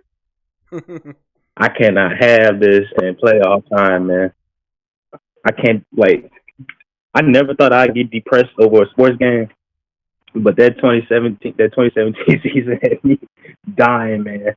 And plus the NFC Championship, we had guys. We had Dan Arnold. That guy dropped the pass too. We can't be having this, man. Jared Cook is like our best tight end right now. And honestly, if these guys doing all this, I'd rather have Taysom Hill and wide receiver or tight end because this guy is definitely going to catch the ball. This guy can throw dimes and he can catch. It doesn't make any sense. And plus, he's the fastest. Taysom Hill is the fastest player on the team. I think he's faster than Alvin Kamara, actually. You're probably right. You're probably right, Tyrese. Right now, he is because Kamara still seems like he's not totally 100% healthy. I don't know if he's faster than Deontay Harris. I'll probably have to say it's probably a mix, but he's super fast. That guy outrunning cornerbacks out there, man. When he gets to the edge, he's outrunning this cornerbacks. This dude is Lamborghini. Mm-hmm. For real. He's super fast. I got to give it to him. I can't comprehend it. He's a weapon, bro. No doubt about it. That's what I'm saying. The Saints are going to utilize him. Hopefully, they bring the rest of the guys too. We know about the Army knife, the Swiss Army knife. But remember why you need a Swiss Army knife. Why would you need to use a Swiss Army knife? Why would you need that? One tool does it all. Mike Thomas is not a Swiss Army knife. He's a superstar wide receiver that does blocking and catching well. Why would you need a Swiss Army knife? Because you need one player to fill in for spots that you are lacking in. That's pretty much what it is. So if you have a wide receiver, you need help. A wide receiver, put him there. You need help on the kick return, punt return game. He blocked the punt against Atlanta. He also caught a touchdown and ran a touchdown. Where are your running backs at? And that's what I'm saying. We have to start utilizing that run game a little bit better. And I think the pass game, remember, run first and work the pass off the run. Run the ball. Run the ball. Run the ball. And the passing attack will come alive with the run. True that. But I thank you, Tyree. What you think about that point, bro? And then we'll move on. Oh, well, that's a good point. Everything you said makes sense about that. But the utility. And there's just another the other thing I wanted to say is that we have how many games do we have left? 4 or 3? 3 or 4 games left. 4 games. 4 games? Yeah, 4. Yeah. That's gonna be a tough stretch. People like to say that it's easy, but we have a divisional rival in the Panthers. The Colts are gonna be getting hot because of the wild card is open. And Ryan Tannehill finally found himself a good home in Tennessee. And it's crazy because we gotta win these games out, or we'll be kicked out of the number 1 seed or even the number 2. And I mean I still feel like we got this team is ready to win on the road, but the playoff indication is gonna be very serious too, because you got the 49ers and the Seahawks trying to fight for the for a playoff spot, and you got the Packers too. And, I feel like our record has to be strong in order to face off. We got to get the 14-2. Like, we can't rest any players at all as we make our run for this year. I agree with you, Tyrese. That's 100% real right there, fam. You're 100% real. Like, that's what we got to do. We got to take care of business. And month of December is it. If you want home field advantage, is sitting right before you. All you have to do is to prove who you are to the rest of the nation by just stepping on the rest of these teams and handling business. So no doubt about it. But appreciate you for calling, Tyrese. Thank you, brother, for being the first caller. Hey, one more thing. What you got, Tyrese? Oh man, I gotta get one of your shirts. Are you still making new designs? Are you making designs, or you got people doing it? Well, I throw my ideas in there, and then we got some designers that design them as well. But usually, I get involved in the process, coming up with the ideas or something like that. And then we got other people that do it as well. So I guess you could say it's like a 50-50 thing.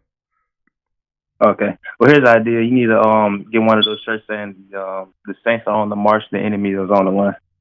I don't know if you'll get that in, but I think that'd be pretty nice. The Saints, let me write that down. The Saints are on the march, and the enemy is on the run. And the enemy is on the run. I've heard that from somewhere before. Yeah, it's a. I guess that's a well-known used saying there. Thank you, Tyrese, for that, man. I'll shoot that to the family and give them in that, put that in the idea basket, man, and see what flows, bro. Thank you for your call, man. Thank you for all your great points, brother. Who that for you, bro? All right, man. And check us, give us a call on Saturday, bro. When we bust that Saturday show out. All right, for sure. All right, take it easy, though. You too, fam. Peace. That's Tyrese, family. Good to hear Tyrese call in, man. Good to hear the young brother break it down, man. Let's get back into the chat. Remember, family, the live number is open. Tyrese gave us a shirt idea. The Saints are on the march and the enemy is on the run. I like that. 504-475-4484. Fam's live number. It is open. Open right now. Thank you, Tyrese. Let's go back to the chat and see if we get some more questions, concerns, or comments. Thank you, Crass. Appreciate your family for that great donation. Crass is awesome. Special. Thank you, brother. Appreciate it. You know we'll put it to good use here at the PRO Media Network. Thank you for calling the Sports Coma fam. Who am I speaking with? Hello? Yes, sir. It's Jerome. What's up, Jerome? What's going on, brother? What's up, man? What's up? I ain't gonna be on too long. I think it's gonna be a good game. It's gonna be it's gonna be a real defensive game, man. That front four, Armstead. Let me see, Eric Armstead and DeForest Buckner. Those guys have lit. They're gonna try to bet a couple of balls down. So it's gonna be interesting. Garoppolo, he can be had. Yes, he can be had. He can be had. Davenport? Yes. Davenport, Cam Jordan, man, if they get out, if they really get out on them, it can be a game where it could swing in the Saints' favor, because I don't see Garoppolo throwing for a lot of big yardage. He didn't do that against the Seahawks. So and he darn sure didn't do that against the Cardinals. You did? Yeah, we got all that, man, involved, bro. And Gerard, you're absolutely right, man. You said your word is he can be had. He could be gotten to. The Saints, right. And I think the Saints definitely could get to Garoppolo. And like I said, I've seen games where I watched him, and a lot of pressure beat him up. I use the term fragile, and I don't like to use that in terms of a football player.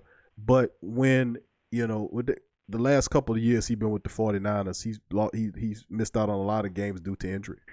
And I think the Saints can get to him, bend him up like a lawn chair. A lot of that will start, a lot of them passes, that field vision will start dropping. But he's a guy that is developed a camaraderie with Deebo Samuel and Kittles. So we stop the run and take those guys away from them, put pressure on you. And then, of course, the ruckus environment of the Superdome, we should be able to take care of business against the 49ers. The only people that worry me on the offense is Mostert. Mostert is very fast. Mostert and Kevin Coleman. I think if the Saints had been patient in free agency, they could have got Kevin Coleman. They pretty much paid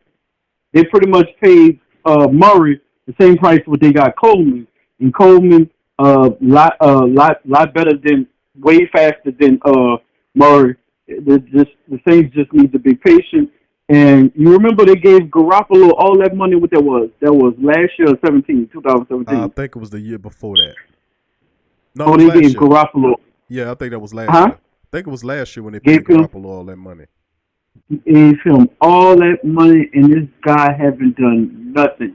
He's not one of these quarterbacks that go through for 300 yards and 4 TDs and all this and all that. It's kind of like a dink and dunk type of guy. And I believe if we can contain Kittle and Lattimore or Eli Apple on Emmanuel Sanders, I think we can win this game. The only game that worries me outside of this game, the only game that worries me that's interesting is the Titans. They trying to play off. They trying to get a playoff spot. I think the Titans will have a better chance at getting a playoff spot versus the Colts. The Colts is on the downswing, and the Panthers go try to play spoiler for us. That's all they go try to do. Yeah, it's interesting points, bro. We don't play well in Tennessee, and that's just speaking of recent history. We go up there and we struggle beating them in Tennessee. But of course, this is a different team than most teams that we have. And I think with the mindset overall of the Saints, guys like Mike Thomas, Drew Brees, Cam Jordan, and the likes, these guys see themselves as Super Bowl winners, as contenders in this league. And guess what? Their hard work is paid off. They're sitting up here at 10-2. They have the number 1 seed right now in the NFC for the second year. You hear me? 3 times NFC for the second year. Dominated. Let's get this straight, family. Let's remember. Let's go in times of doubt. Let's go back and reach back into not even the further past. Just stand right where we are in terms of who this team is. This is basically the same team that has dominated the NFC South 3 years in a row. That's number 1. We dominated the NFC South. Dominated them. Now we sit like Gerard said, for the second year in a row. We have the number 1 seed currently. And now when have the Saints did that? Have the number 1 seed for 2 years in a row. 2 years. When have that happened? That's something new, bro. That's something new. But that's amazing. That is amazing. And that is very difficult to do. And people know the Saints are contenders. Even though they picking everybody else, deep down in their wretched hearts, they understand that the Saints are contenders and they're not going away. Let me add these other caveats on top of that, these great things that we speaking about. The fact that the Saints won 5 games without Drew Brees, and prior to Drew Brees getting hurt, the Saints hadn't won a game without Drew Brees since Aaron Brooks was here. Prior to Drew Brees, they won 5 games while Drew Brees was pent up with that hand issue. They lost Elvin Kamara for a couple of games and put a Latavius in there and kept it going. It's just the fact that I can keep spewing off a bunch of this, and then destiny's on your side again. And I said this before the season started. The Saints won their last Super Bowl in Miami, Florida. Guess what the Super Bowl is in this year? Miami, Florida. Guess what? The Saints took the same path that they took that year. You know, it's just the home field advantage aspect of it with a month left in the season. It's not like you have to fight for it. Like you have to beat this team to get it. You possess it in your hands right now. All you have to do is fulfill who you are, and you keep moving forward. You keep moving forward. It's just that simple. Win out every game in the playoffs is in your building, and the only one that's not is the Super Bowl in Miami. Not a cold Super Bowl, not one of those, but you're comfortable going there with Drew Brees, who has had basically a half a season, so he's fresh. So, I mean, it's so much going. And then the fact of the matter is that you took care of business against Carolina. They grouped the NFC South games together. You won the NFC South before you matched up with the 49ers. You got that distraction out of your way. You got a demoralizing loss to Atlanta, which made you resync and get your head out your you-know-what and see that, hey, man, we got to focus.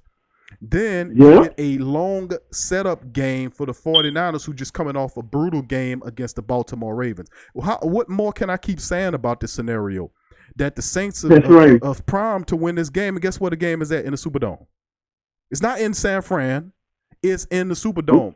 It all works for you. It all works for you, family. It all works for you. And that's like for a person, like for a normal regular day person that's going through something, and when the tables turn and everything is going for you, man, you can't. The only way it can fail is if that person messes up. Am I right or am I wrong? You're 100% right.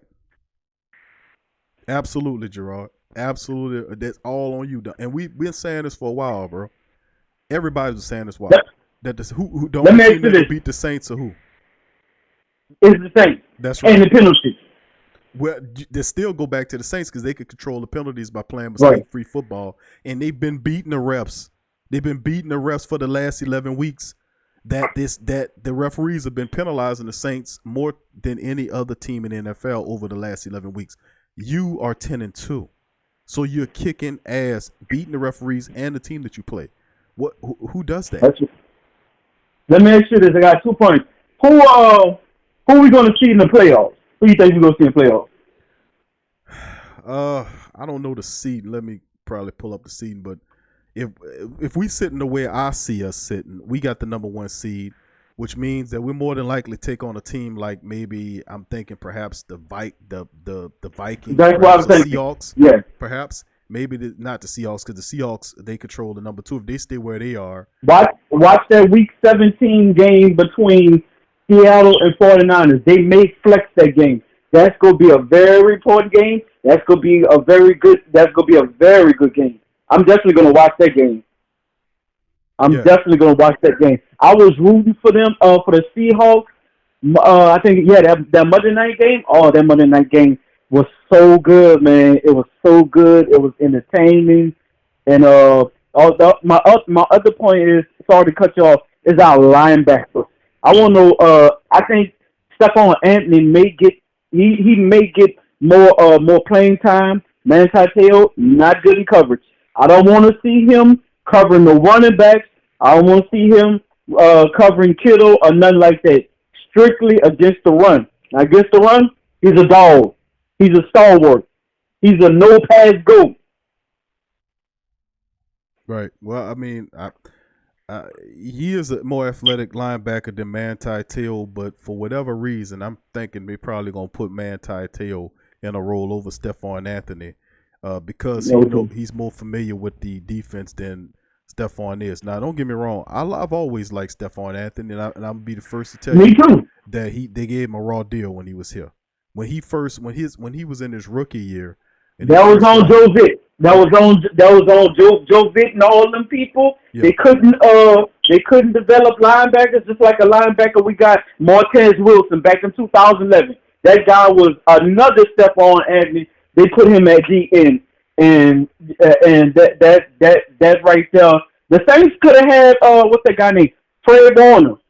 That guy can cover. That guy can blitz. That guy can stop the run. Yeah. The 49ers got some people that nobody really had no tape on. Fred Warner and George Kittle going in the 5th round. Nobody had no tape on them. Teams just passed them up, and I'm like, man, the Saints could have got Fred Warner. That guy is good.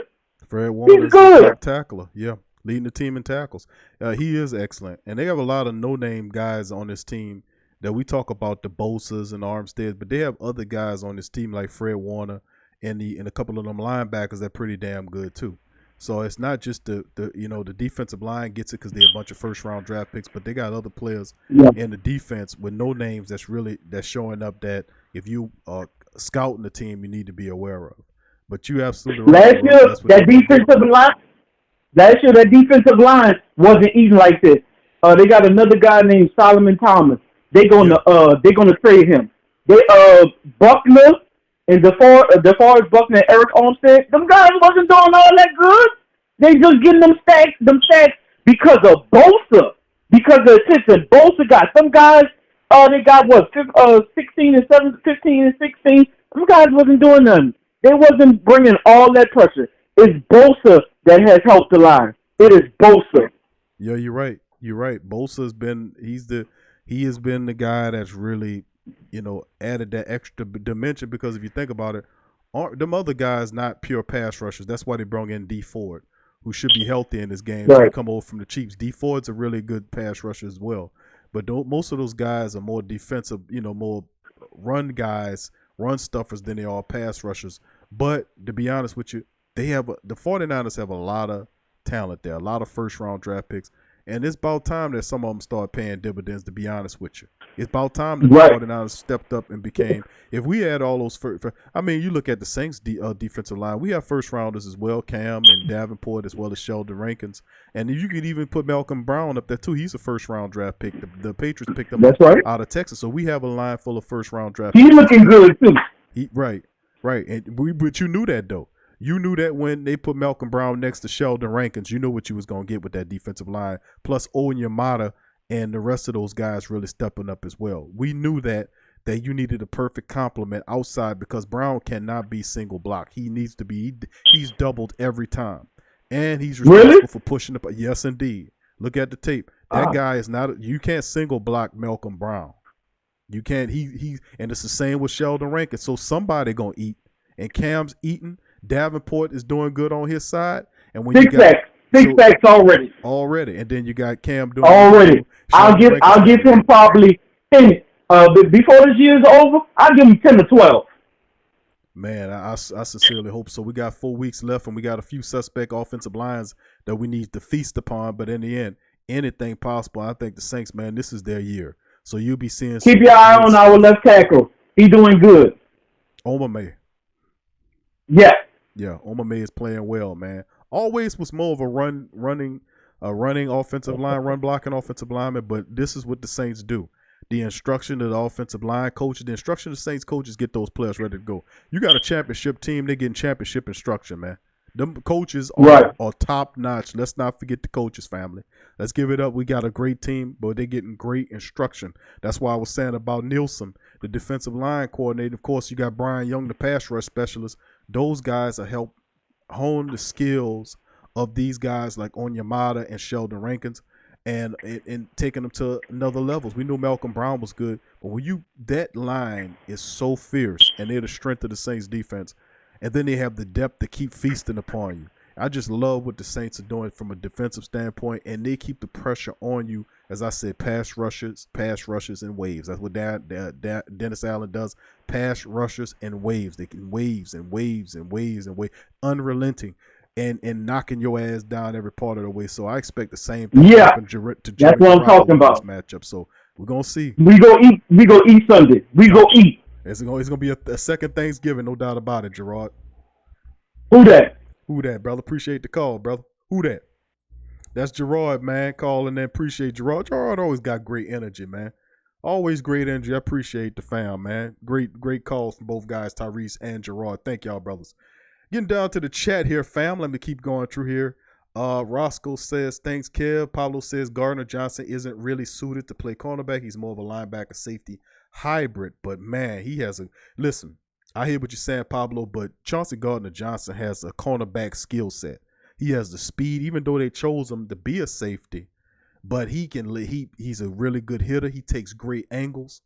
He has great instincts. And, listen, even though he's a safety, but the Saints knew they were going to use him in that cornerback role as well. And the fact that he looked as well as he looked when P.J. Williams was out, it's just amazing the type of talent that big ups to Jeff Ireland, like my dog says Jeff Ireland for president. Let's see, Drew goddamn Brees says Eli Apple wasn't even getting burnt the Falcon game. His IQ was bad. Thank you there. Drew goddamn Brees. Kevin says, I don't want Apple or P.J. Williams out there unless it's special teams. Jermaine Who Dat, he says, what it do, fam? Who that Big Q? Just checking in. What's going on? Appreciate your family. Adam Scott, Who Dat homie? I see your family. Big ups to you. And Revolt says Willie Jackson Q. That's why I said Willie Green. Where the hell I get that from? Willie Green. That's what I meant. Thank you, family. Willie Jackson. That's right. Willie Jackson was special from Cincinnati. Pablo says CJG can cover the short inside stuff and over the top. He's just not a burner, hard hitter, though. Kevin says Willie Jackson was a beast. Quincy, Who Dat to you? Said Who Dat Q, Manti Teo do his damn thing against the run, against the pass. Now, that's a different story. That's true. But that's not the only linebacker to do that as well. He's not the only linebacker to be like that as well. Remember, that same thing was said about Kiko Alonso as well as A.J. Klein. So, we have some, and then you could either say that about Craig Robinson. That was the reason why the Saints were trying to bring in more athletic linebackers. I just thought it was a shame that Darnell Sankey, who was the linebacker the Saints had that was playing, they didn't retain him, man. I really thought that guy had pretty interesting. He could have really helped out. All right, fam, let's keep it moving here as I get through the chats. Let's see here. Where am I here? Okay, thank you once again, Crass, for your donation. He said the Saints revenge tour continues on Sunday. Niners taking an L on Sunday. Who that? I'm gone. Thank you, Crass. Appreciate your family. Be good there, my man. Let's see. Let me see to get to the rest of the family comments here. I'm trying to get through everything. And I won't read everything, man. I won't read all my people's stuff here. Let me see. Hold on. We got some questions here I missed. Hold on here. Hold on. Let me scroll. It scrolled on me, family. Give me just a second. All right here. Hold on here. Damn. Wow. I went way back. Oh, Tyra. Hey, Tyra. I see you, baby. I'm sorry. See, that's what I'm way up here. Okay, let's see. Troy Thompson said, okay, hold on here. Quincy says, Who that? Okay, now Troy Thompson said they should run the ball to wear them out, wear down the 49ers with play action. Over the top, we got to jump on them early and don't let off the gas. Thank you, Troy. Appreciate your family.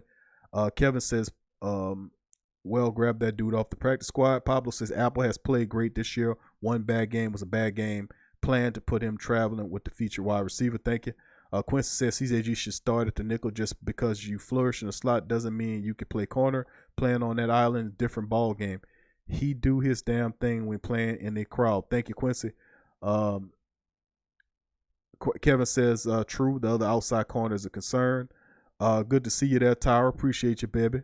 Who that to you? Pablo says CJG is special in the linebacker, safety, and dime spot.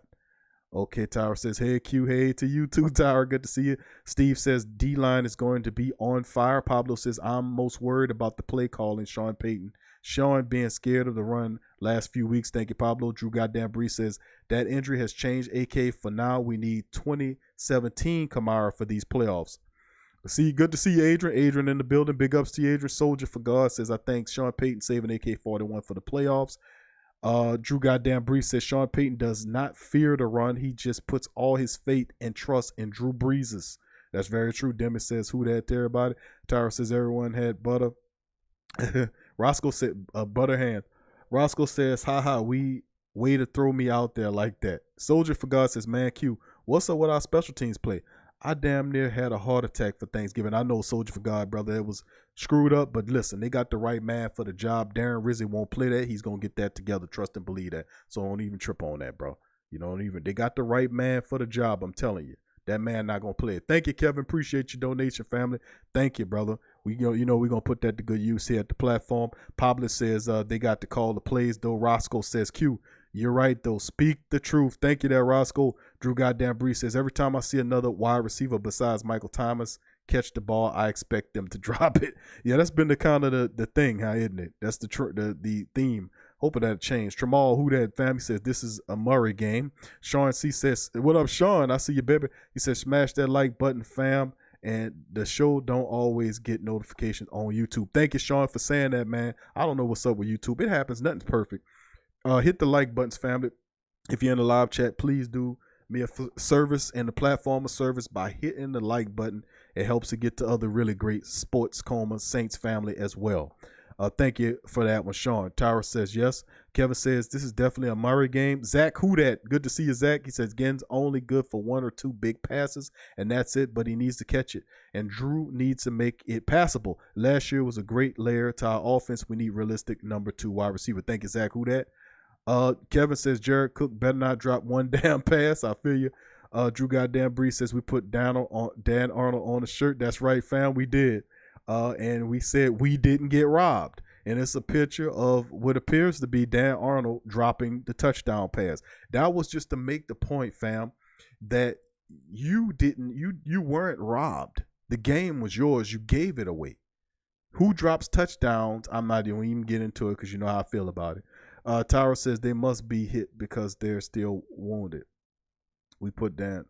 All right. Demi says, hey, I'm happy to be amongst the family. Good to have you, Demi. Soldier for God says, I hope Sean Payton doesn't get fancy this game. Use Latavius Murray and Alvin Kamara and Taysom Hill to run the ball. Who that, Travis? I see you, baby. Said, is the Saints ranked number 1 in the NFL? I don't know if they ranked number 1 in the NFL, family, but as far as NFC's playoff rankings, they are at the top of the thing. But I don't think the NFL gonna rank the Saints number 1 in anything. They're always hating on us. Even when the statistics line up for us, they still gonna hate on us. Adam Scott, who that? He says, Q, what's your expectations for the game Sunday? Well, we doing the preview show for the Saints 49ers game on our Saturday, broadcast when we do the preview show. But I mean, I expect the Saints to run the ball, establish the run, because that's what you got to do. If you remember what Baltimore did, Baltimore established the run. They controlled the clock. And they put pressure on Garoppolo. Now, it was a gritty game with rain and all that kind of stuff. But the fact of the matter is they were still able to pass the ball because they were working the run. You got to run the ball. You can't one-dimensionalize yourselves against a fast defense. Now, the 49ers are a good defense. They're very fast, and they got smart players all over the place. But they're still susceptible to the run. And once you get the ball running, the Saints establish the run, the pass will automatically come with it. So my expectations is for the defense to keep doing what they've been doing, which is raising hell on the quarterbacks and getting to them, getting pressure with 4 dropping everybody else in coverage. Garoppolo has nothing to look at but stuff underneath. I expect the Saints kick return kicker and punter to show up. Not a kick return, the punt return game. That's a whole other thing.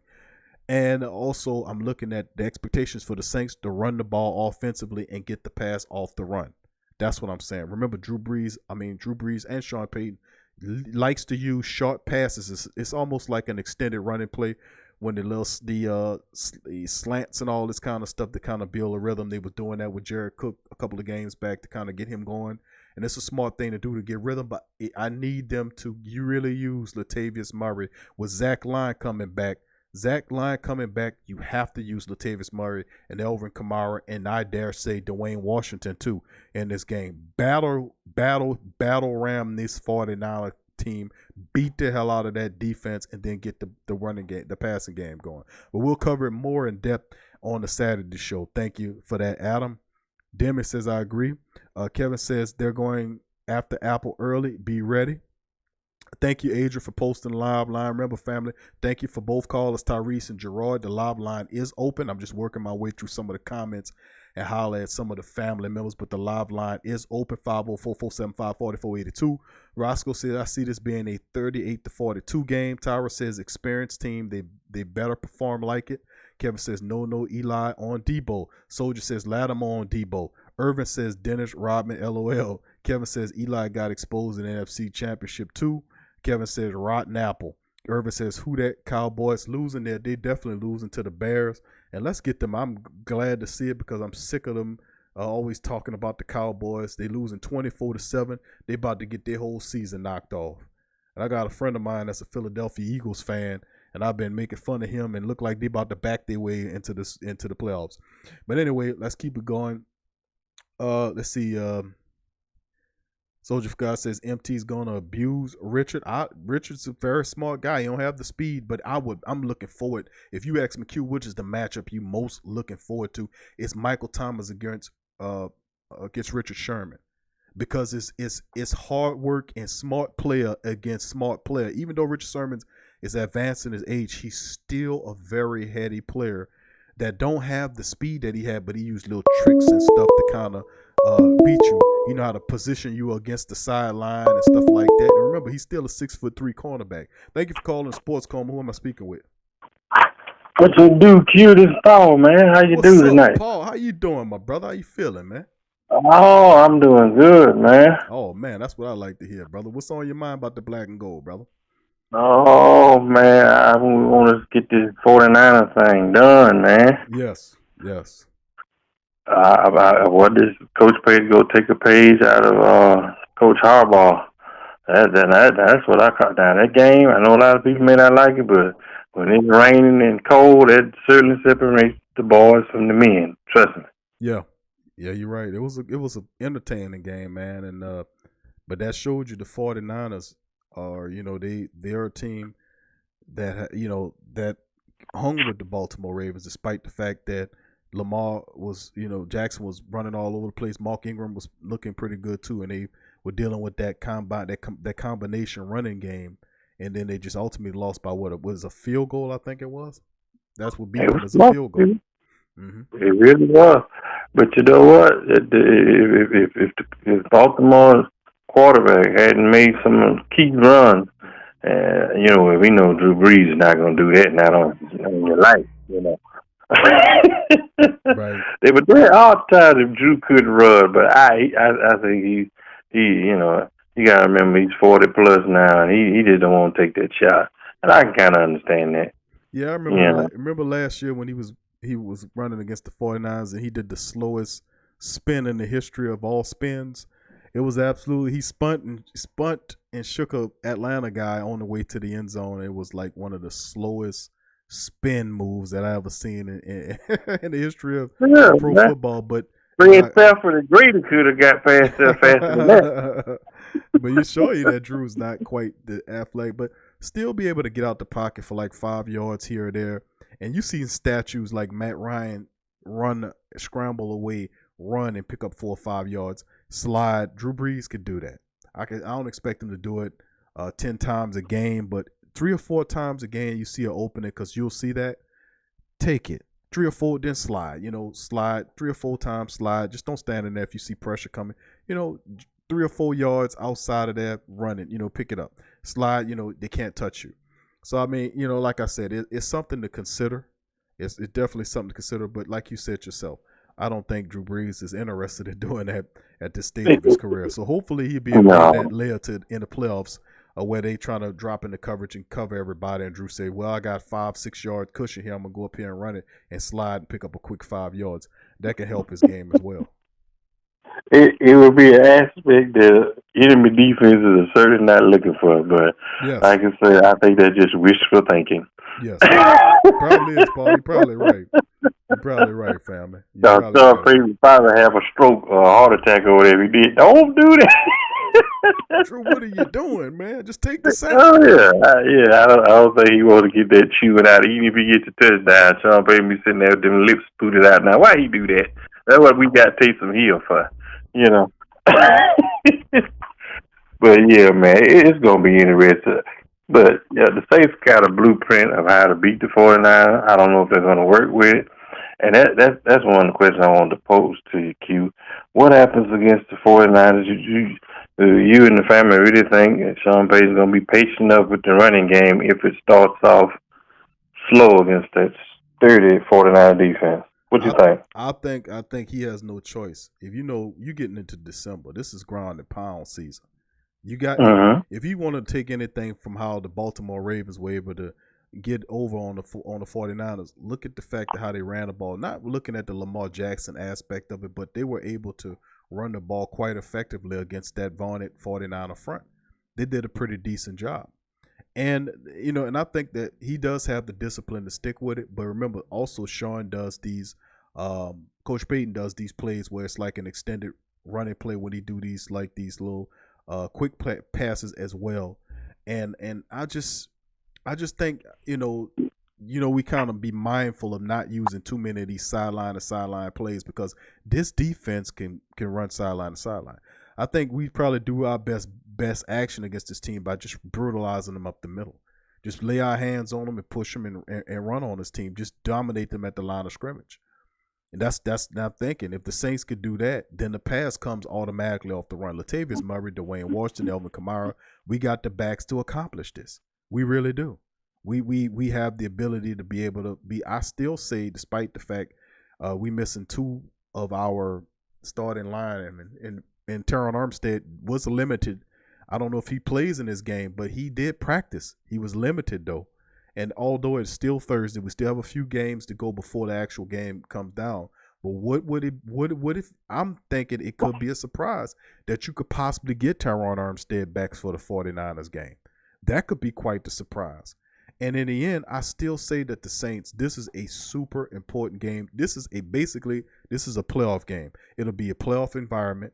It'll be treated as such. This is a playoff game. The Saints have the ranking. The 49ers want it back. They come into the Superdome to take the ranking back. And they've held it for pretty much all of the season up to this point. This is the first time that they've lost it. For the majority of the time, they've held it. Now it's up to the Saints to push them down even further and take care of business. We keep saying we want home field advantage through the Superdome. This is the opportunity to prove it is for real. We got to take care of business. We got to take care of business with the running game. And we can run against the 49ers. I'm telling you we could. We can do it. That's true, because I've been sitting there thinking about what you're saying. My thoughts is that one thing I don't think we need to get the Saints can afford to get behind in this game, because if we get behind, shows that I want to be patient with the running game. You want to go chunking it, even though Richard Sherman is not 100%. I think that's a part of the secondary of the 49ers that we can exploit. Run Michael Thomas over there, Kamara, Taysom Hill. And I heard you mention Blaine Washington, Murray. I'd work that side all day because Richard Sherman's not 100%. And I think Sean Payton can kind of exploit him, if anybody. What you think? I mean, you got a point there. And I don't think Richard Sherman is not Seattle Richard Sherman. He mostly relies on his skill set. He can't run he never was a speedy guy. But like I said, he knew how to he's a tall cornerback, 6'3", that knows how to position himself between the quarterback and the wide receiver, meaning that he knows how to use the line, the out of bounds line, and and all. I mean, he just knows, and then he's incredibly smart. Like I said, the man was a former wide receiver, so he knows basically got an insider's mindset on what wide receivers, what he need to do or how he do, and he prepares extremely well. Can he match up with Mike Thomas of the day? I don't think so, but Richard Sherman is physical. But It'll be an interesting battle either way, Right, but Mike Thomas is special. And what I mean by that, his work is done within that first 5 yards. If you watch the footage on Mike Thomas when he lines up against a cornerback, watch what he does to the cornerback in the first 5 yards to ultimately get into his tree, into his route to be able to do what he needs to do. I mean, his work is done within them first 5 yards. Then after that, him catching the ball is preschool. I mean, everything. And if you got a guy, remember what Xavier Rhodes did when he tried to get physical with Mike and grab Mike, get Mike or jam Mike. Mike's so strong, you put them big hands on him and just shoved him out of the way to get into his route. So like I'm saying, the guy is, like I keep saying, he masters beating the double team. He leads the NFL in catches. And he's doubled every game. Certain circumstances, he's tripled, but he's still, that is absolutely insane to me. And I go back to last year and say, Q, we can't, my dog Gerard said this, says, Q, man, we can't do this, getting to the Super Bowl this way. Listen, and I told Gerard on the previous show, the show before that, I said, listen, we got to the Super Bowl with one wide receiver basically out there and Alvin Kamara catching passes and tight end by committee approach last year. Saints won 13 games last year. 13 games with just one wide receiver, and they know he coming. And remember, he got all those catches, and guess what? Drew Brees was out most of the time. So Mike Thomas, it's like people, they're going to double, and if they triple team Mike Thomas, bro, man, Jared Cook will eat. Alvin Kamara's going to eat. And trust me, another wide receiver or wide receivers will come alive. If they trip, that is today's stupid folly. If they triple team one player out there. Well, Kirkwood, Kirkwood is he's not coming back. They put him on the IR again. He's not healthy enough to make it back. So I get it. Yeah, that bummed me out a little bit not to see him there. So, but I still say the greatness of this Saint team, and I keep going over it. And Gerard made some great points. We made some great points together, just to kind of impress upon the family the level of things that the Saints are doing, and we don't really truly appreciate it because we sitting too close to the screen. If you back away from the picture and get a good look at what this team is, you won't truly appreciate them until after they won the Super Bowl, and then you go back in retrospect and look at everything they had to do to come through it. Everything they had to do to come through it. And despite the fact that they know where they was going with the ball or how they was going to do it, the Saints were still able to do it. They can know 8 ways from Tuesday who going to get the ball, but it's a different thing to have a player to stop them from getting it. That's true. You That's can know true. we can hey, Paul, you can give the opposing team the Saints complete play sheet in coordination of what plays they're gonna run and how you, and the Saints will still go out there and beat them, because having they game plan and stopping them is two different things. Just because you know what I'm gonna do don't mean you gonna stop me. That's true. That's true. And it's the point. The Saints had look at the losses, fam. The only 2 losses the Saints had this year was a loss to the Rams in which Drew Brees was hurt. If Drew Brees was healthy, the Saints beat the Rams in Los Angeles, man. They had it on their mind. And look where the Rams at, Q. Look at where the Rams at. Right. That's what I'm saying. Surprised. I'm telling you, Paul, it was smoke and mirrors. The Saints beat the Rams if Drew Brees don't get hurt. Drew Brees gets hurt in the game. They rush Teddy in there. We lose the game. The other loss was self-imposed. The Falcons dominated the Saints because the Saints didn't show up to play. They looked past the Falcons. You see? So that's played too much ping pong and Pac-Man. They wasn't in the game at all, man. Go. It was in Club Saint. Listen to Boo said, and all this other racket going on in the ping pong ball table and you a boxing man, Q. When you traded for a fight, you a boxing man. You got to focus on the fight at hand, your opponent. You can't be laying around where the fight 4 months away. You can't work out every 2 or 3 days and all that. You gonna get whooped. That's just what's going to happen. That's right. Yeah. That would happen to Tyson. Tyson, when he fought Buster Douglas, he was over there filming a movie or doing something over there, and he wasn't taking the man serious. And Buster Douglas, that was a night you could have hit Buster Douglas with a sledgehammer and wouldn't have been able to knock him out. And that's what Tyson basically did. He hit him so hard, he dropped him. He rolled over, got back up, but the man was fighting for something. He was fighting because he dedicated the effort to the fact that his mother had died, before the fight. Not exactly before the fight, but his mother passed away, and he gave that he was going to dedicate that fight to his mama. He was fighting for something larger than himself, and that's what make you greater, because you tap into something that's bigger and grander than yourself. And the Saints consistently do this, and the only time they fail in these efforts is when when they themselves don't step up to get it. The Rams game was theirs. Even when Drew was out, they could have won that game. They had a series of self-imposed miscues. Same with the Falcons. That's true. They had to call back the Cam Jordan touchdown. We'd have had that game, You see? But that's not anything new, Paul. You went through the past 11 weeks with them pulling touchdowns off the board from you.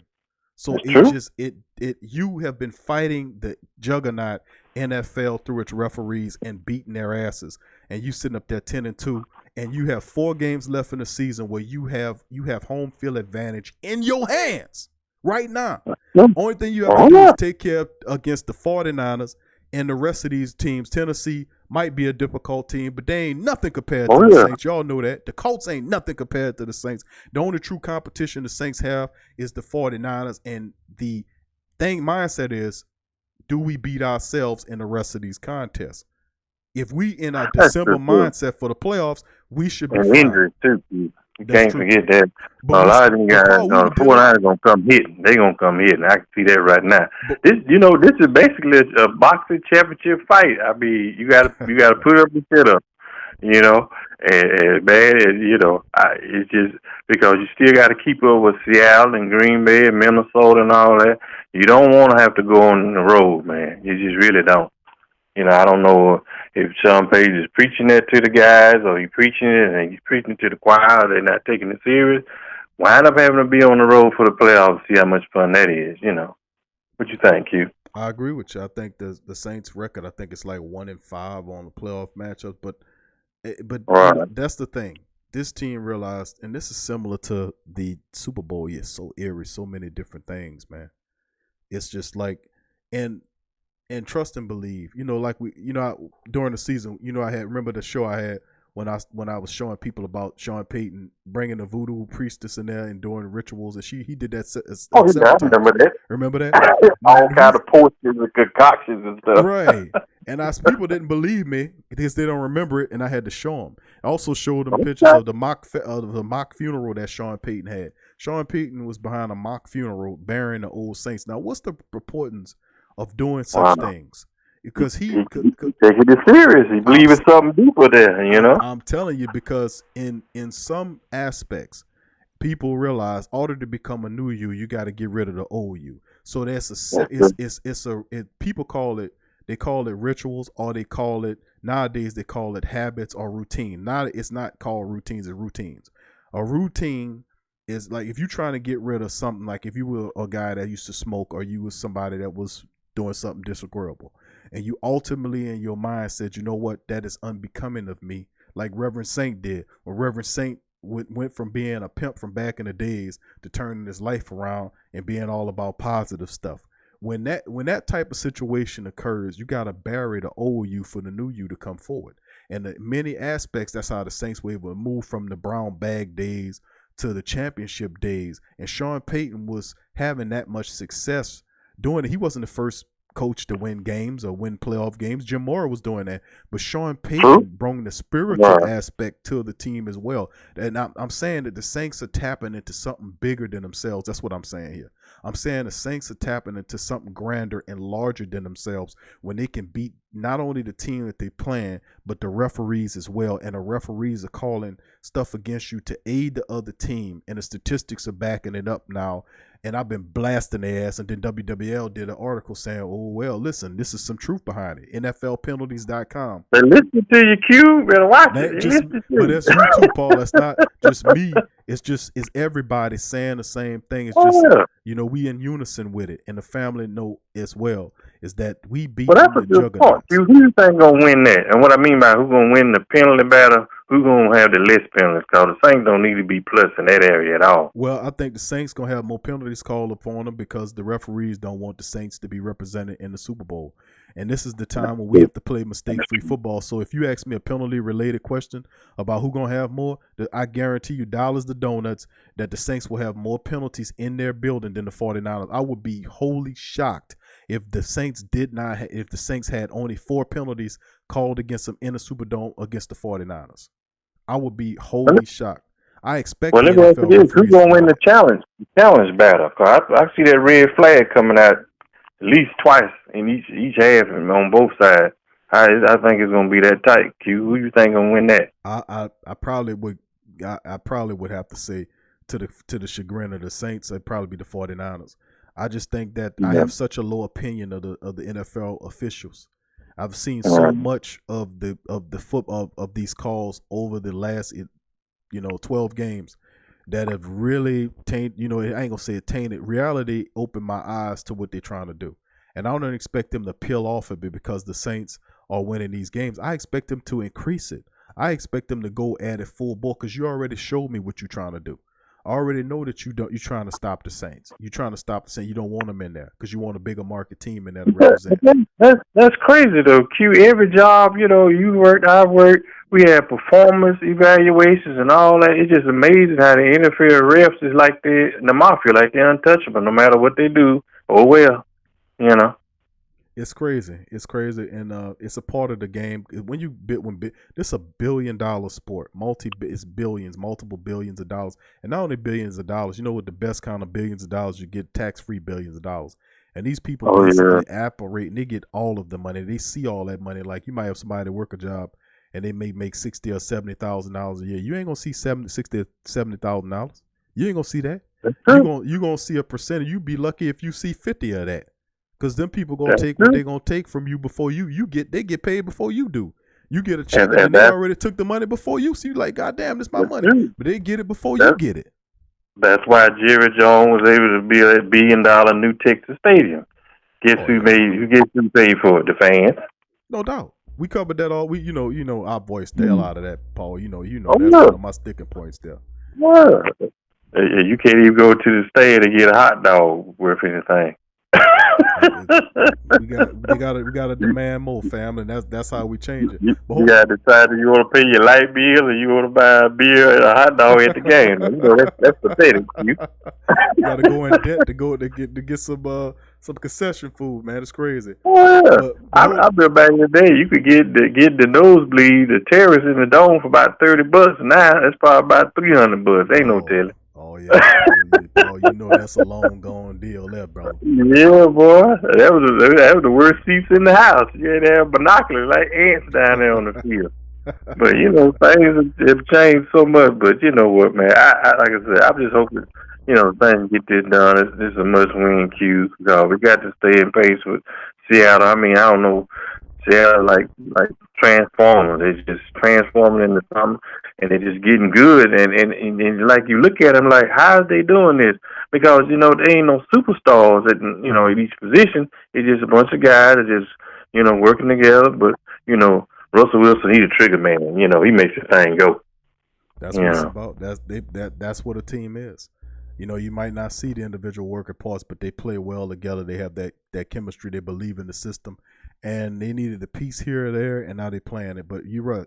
Russell Wilson is the engine that makes it go, and he has certain counterparts that's helping him win these games. But remember, the Saints beat the Seattle Seahawks. If they want something, they have to come up here. They're gonna have to come up here and play us. So, man, we took care of business against who we knew to take care of, and the Rams falling through the floor. We don't need to worry about them. They might not even make the playoffs. So whoever played the Saints in the divisional round, because it's basically gonna be the divisional round, then the championship round. NFC Championship round, and then the Super Bowl. So it's 3 games in the thing. So you take care of business with 4 games. You get a break.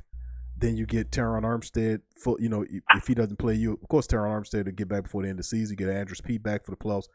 And who knows what happens? The Saints might make a move. They might want to see what happens with some of these young wide receivers.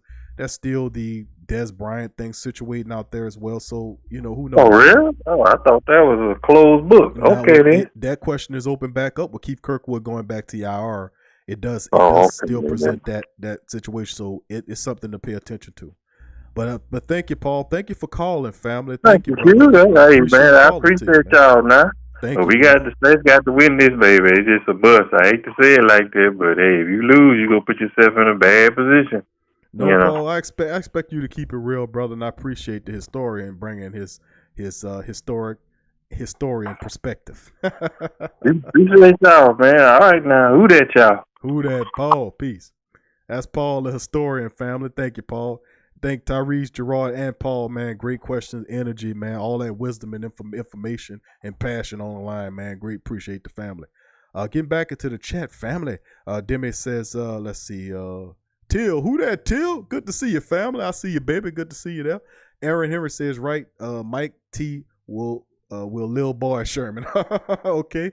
Demi says, Q Stephon Anthony still on our team. Yes, he is. Hoping Armstead will play Sunday without getting injured. That's right, up there. Stephon is still on the team. Yep, he's back. He's a backup linebacker with the Saints. And yes, Armstead looking like he might play against the 49ers. That'll be a big help. Irvin Alexander says not a lot of man coverage by 49ers, so Sherman won't be on Thomas much. You probably have the other guy. I think it's Okello Henderson or something like that. I don't think that's his name. Teal says, we had the honor of catering lunch for Cam Jordan and the D-line today. I told him we need 4 sacks this week too. Okay, big ups to you, Teal, and the family. Good business. Soldier says, yes, Stephon Anthony is still on our team. Tyra says, I feel like they haven't did what y'all want them to do to keep things concealed. Roscoe says, MT, Cook, and Traycon will be Sunday's playmakers. Soldier for God says, if I was Sean Payton, I would use Taysom and Elvin Kamara. That's our playmakers when MT is being triple teamed. Gerard says, don't count on Traquan Smith. Demi says, we really need to allow Murray to play consistently. Charles says, I feel great about our defense. This game is our chance to show the entire league who that demand they give us the respect we deserve. Thank you, Charles. Appreciate that passion. Roscoe says, don't count him out either. Soldier says, Traquan is garbage. Gerard says, yes, he is. T Dirty, what up, T Dirty, baby? He said, what up, Big Q? In this game, we definitely gonna need another wide receiver to step up. They're gonna lock in on Mike. Thank you, there, T Dirty, baby. Good to hear from you. Berlin says, it's the will to do more. A good cornerback is head on a swivel, footwork, film study with their time away working on footwork and head swivel with more film in practice. It ain't rocket science. Thank you, Burl. Appreciate that. Donovan says, I'm a little concerned about the linebacker injuries. Thank you, Donovan. Gerard says, Colts ain't going nowhere. Roscoe says, Des Bryant is garbage. Antonio Brown is garbage. How could you put Traquan Smith in the same category? T Dirty says, we really need this win. I'm a little nervous, Q. At Who Dat For Life. Hashtag Who Dat For Life. Don't be nervous, T Dirty. This is what the Saints is made for, baby. We made for this moment in time. The Saints sitting in with the ranking in their hand right now. We've been waiting for the 49ers, preparing for them for over a month now. This is when we going to show everybody in the NFL who've been jocked out on the 49ers what time it is, baby. Watch. This is what we've been made for. It won't be no taking this team for granted like against the bungling garbage time Panthers and Falcons. Who they had a difficult time taking seriously and getting up to play for when they've been dominating the NFC South for the last 3 years. These are the contending teams that we're going to face in the playoffs we need to be concerned about. Tara says, you heard it from church. Let's see. Thank you, Crass, once again. PJ Jew, who that PJ? Said, what up, Q? This weekend, very key games. Important games for both clubs. LSU Tigers and New Orleans Saints make a statement this weekend. Who that? Thank you, PJ. Thank you, Adrian, for that. She says, thank you for contributing. Demi says, we must win the next game. So important. Thank you.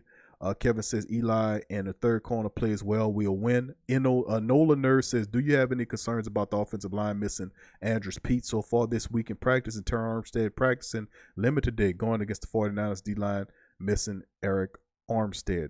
Do I have any concerns about the offensive line missing Andrews Pete? No, to be honest with you, Nick Easton is played admirably in Andrus's in his absence, and we should get Andrews back for the playoffs, no doubt about it. Armstead is a pleasant surprise, to be quite honest with you. With him practicing today, hopefully he'll be ready because we could really utilize him for against the 49ers. That'll be really a bonus to get him back because at least we'll have 4 of the 5 back healthy, and Easton playing really well in that mix as well. So thank you, Nolan Nerd. Kevin says they're saying the 49ers and Saints in the NFC Championship preview.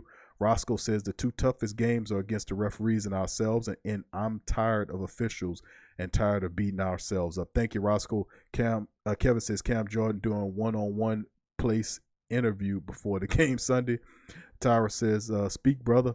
Kevin says, yeah, but it's the Saints team as good as the Saints team as good as the team in 09. I'm saying, I don't know if you say better than them. I'm saying certain aspects they are, certain aspects they aren't. But no other team in the NFL went through what the Saints went through over the last several years, meaning the last 2 years.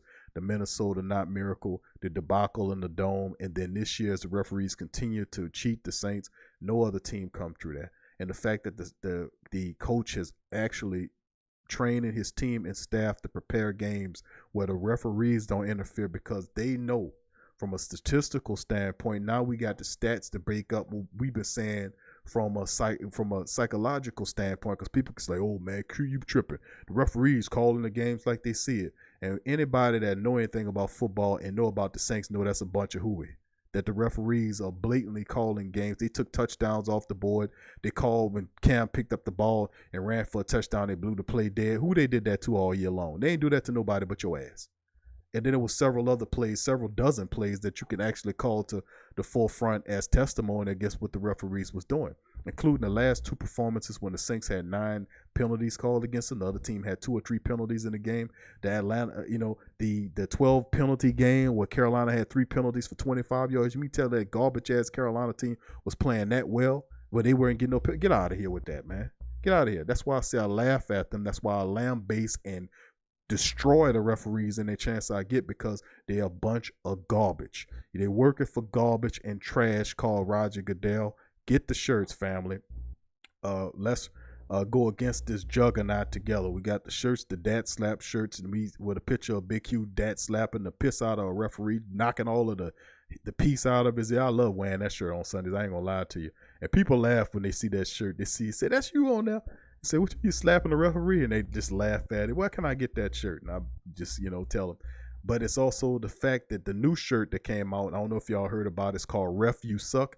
Go to the Teespring link and look in the t-shirt section. We got it for the women, children, and for the men as well. The Ref You Suck shirt, also the NFC South King shirt, which we have celebrating the Saints 3 straight division NFC South wins.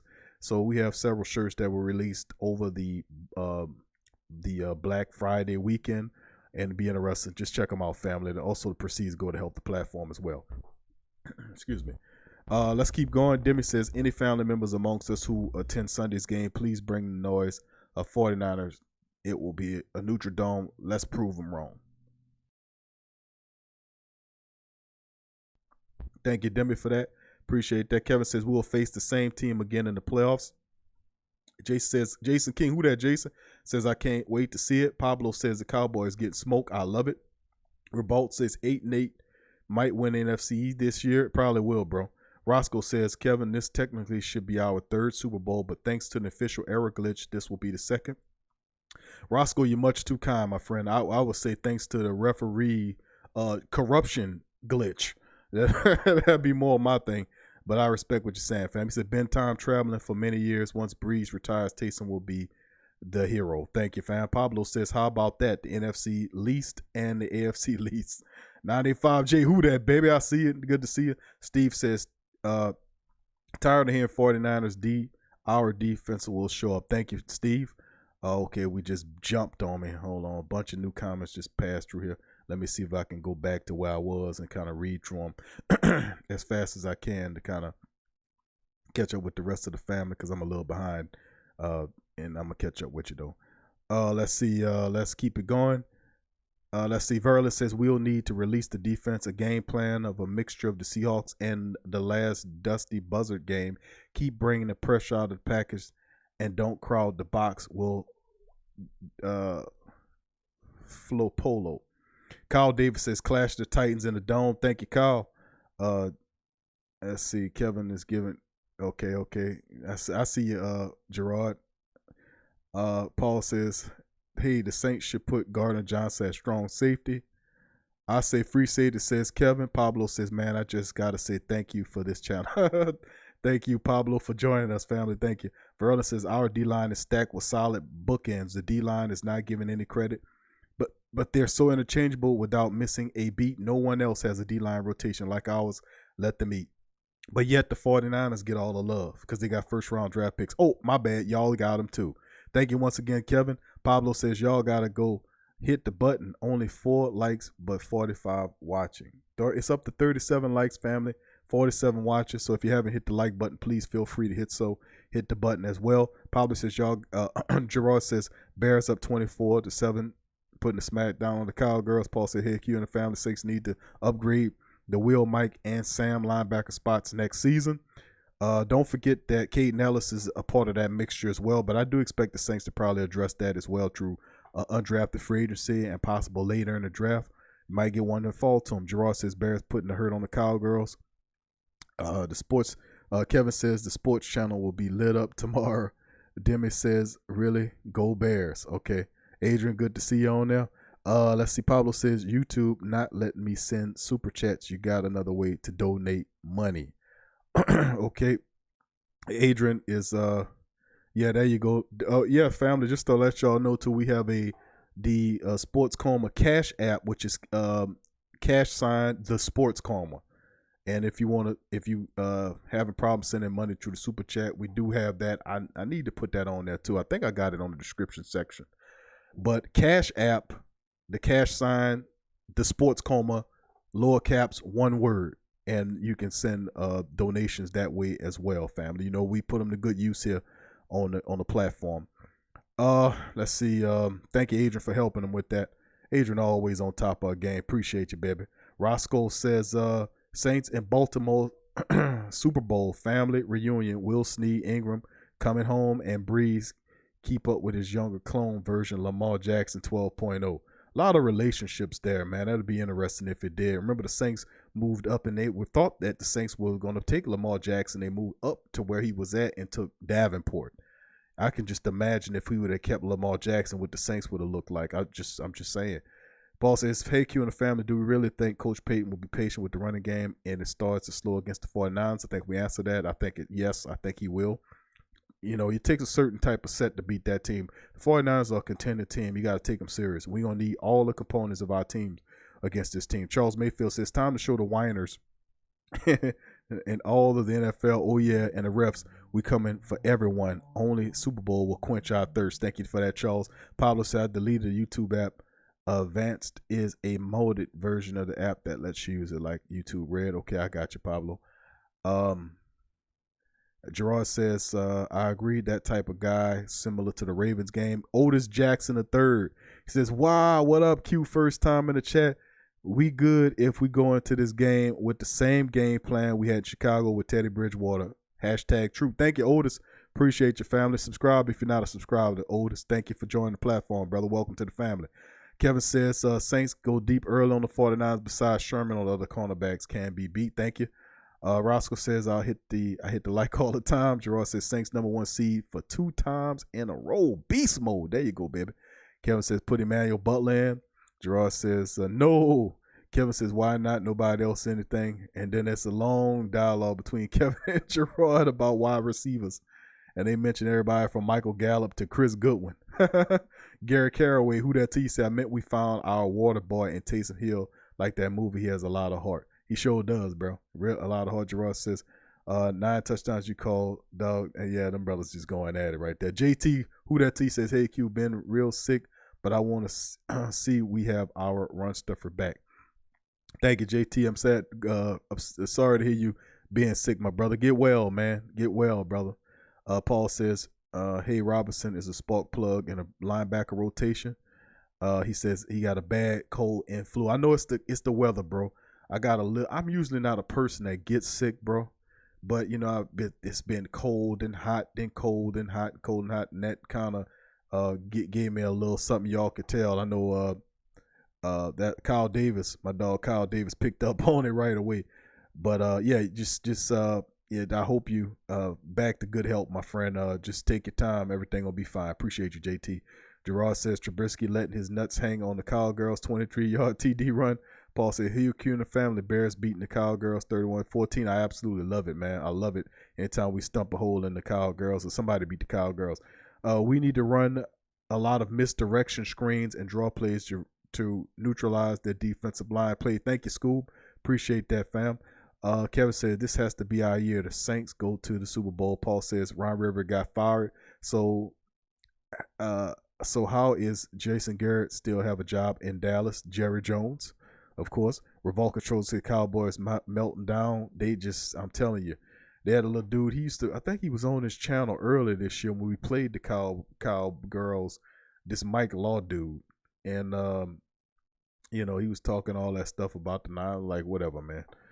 But let's see. Revolt says, Paul says, hey, Revolt. Okay, the family just talking to each other. Let's see. Paul. He said, Revolt says Jerry Jones trolls that oil money around like nothing. I hear you, Revolt. I found that that looked like I got through all y'all comments. Is that possible? Did I actually get through all the comments, man? What? Man, that's what I'm talking about, man. That's dedication, family. All right, Robert says this game should have been changed to prime time. More disrespect for the Saints, Robert. Charles says they said when Kamara stepped aside on onside kick that he made a business decision. He said, I'm still LMAO, I'm still glad he did. We don't need to lose him. Yeah, I said the same thing, man. We don't need to lose him on a special team, play him or Mike Thomas. But also, you know what, family? I appreciate y'all for joining us, man. I think we made it through all of the comments and questions, man. Golly, man. We got some great callers tonight. Tyrese, Gerard, and Paul called in today. Good to hear from the family in the midweek sports coma.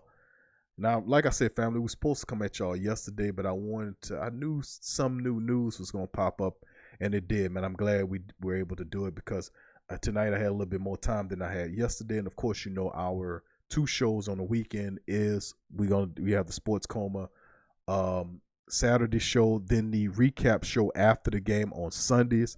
So, the coma coming at you, baby, through the midweek. So it's a promise I made to the family to make sure, in between times, because it's a long time between weekend and weekend, to be able to at least check in with the family and talk some good Saints talk. And look where we at, 2 hours and 30 minutes into the live stream. I don't see how people do live streams that's shorter than that, man. If I'm just sitting up here talking, then I know I can get through a show. I've done plenty of podcasts where it was a recorded podcast. The TSC Live is involvement. And you're not going to be able to get involved or have interaction with your family, with the people, whether it's in live calling or people calling or in chats. That'll be close to that. 2 hours is pretty good. 5 hours, man, we'll see. But I'd like to thank all the beautiful family, Sports Coma family members for chiming in today. Man, thank y'all. Like I said, Tyrese, Gerard, and Paul, thank y'all for y'all great calls, man. Jay Giggity, who that to you, baby? I see you in the building. Let's see. Jay Giggity says statement game. No doubt about it. Steve said we're going to have the highest rating for the noon game. Paul says thank you, and the rest of the family. Thank y'all. But like I said, family, if you guys know, we had a Black Friday sale that happened over the last weekend. We have several new shirts that's there as well on the Pro Shop. Remember, the Pro Shop, family, is by purchasing stuff in the Pro Shop, what it does is we have some really good high quality gear. Ask several of our great family members that's out there that purchase shirts and gear. They love their gear. It's very, like I said, when I own, all the shirts that I have, and I wash my shirts, and they good material and everything, all of the designs stay on them. I mean, I'm really proud of the material that we have, man. Really good, solid material and designs and all that. Over 20 almost what I think it's about 24, 25 designs in the pro shop. So you can feel free. There's a link in the description section where you can link in and go to the pro shop. And remember, all gear that you buy from the pro shop, the money goes toward improving the platform. So we got one more call to call in. Let's check them out. What's up, fam? Thank you for calling Sports Coma, who I'm speaking with. Hey, Pepper, not so fast. What's up with you, homie?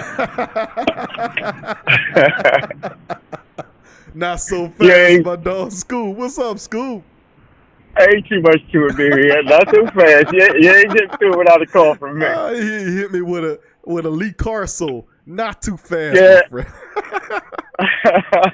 friend. So what's up with you, brother? How you making out? Good, bro. I'm hanging in there. How you doing, Scoop? How you doing up there in Philly, baby? I'm well, man. I'm well. I was just in this dungeon, this theater room, trying to get this job done so I can get back at y'all, man. I was trying to give up a little play on the line. I had heard a couple things. I could run over to the phone. I ain't had too much reception, so I was just playing it by ear, rushing, trying to get out of there so I could hit you up. Yeah. What's So up, look, man? What man, you got, Scoop? What bullet points you got tonight, brother? Oh man, that's all kind of destroyed for me. I've been working all afternoon on this room, man. It's pretty beautiful, but it took all out of me. But a couple observations, man. A couple observations though. All right. I'm thinking we go at these cats hard with the misdirection, man, and the screen and the draws, man. We got to, because they too aggressive, you know. And all this year, Sean Payton has been real good at neutralizing aggressive defenses, right? Okay. Nobody's been able to touch Drew. Nobody's been really able to impose their will on us with the major pass rushers. However, this squad is major at pass rushing and, you know, getting penetration into the backfield to stop the run only in the backfield. When you know, it's just turn around straight handoffs, you know, they're good with that because they get that real good push. However, good misdirections and screens and draws will stop all that. You know, just use their aggression against them. You know what I mean? Right.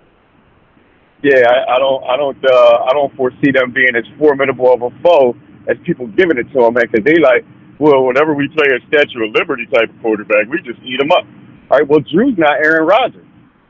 You know, for all the love that people give Aaron Rodgers, they only really like him, to be honest with you, because of his arm strength, and he can make every throw in the book. You know, and he has the wherewithal to extend plays by getting outside of the pocket, you know, and hoping that a play breaks down so he can use that cannon, you know, and connect to somebody 30, 40 yards down the field for a solid strike.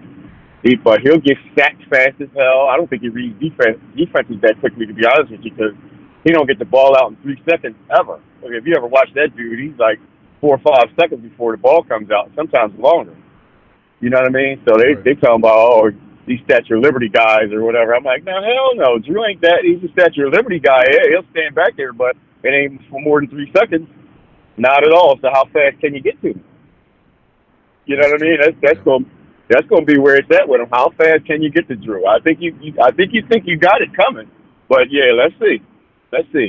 You know, and I just think like I was saying that we use the run to set up the pass, like you were saying. Use the run to set up the pass. You need a heavy dose of that.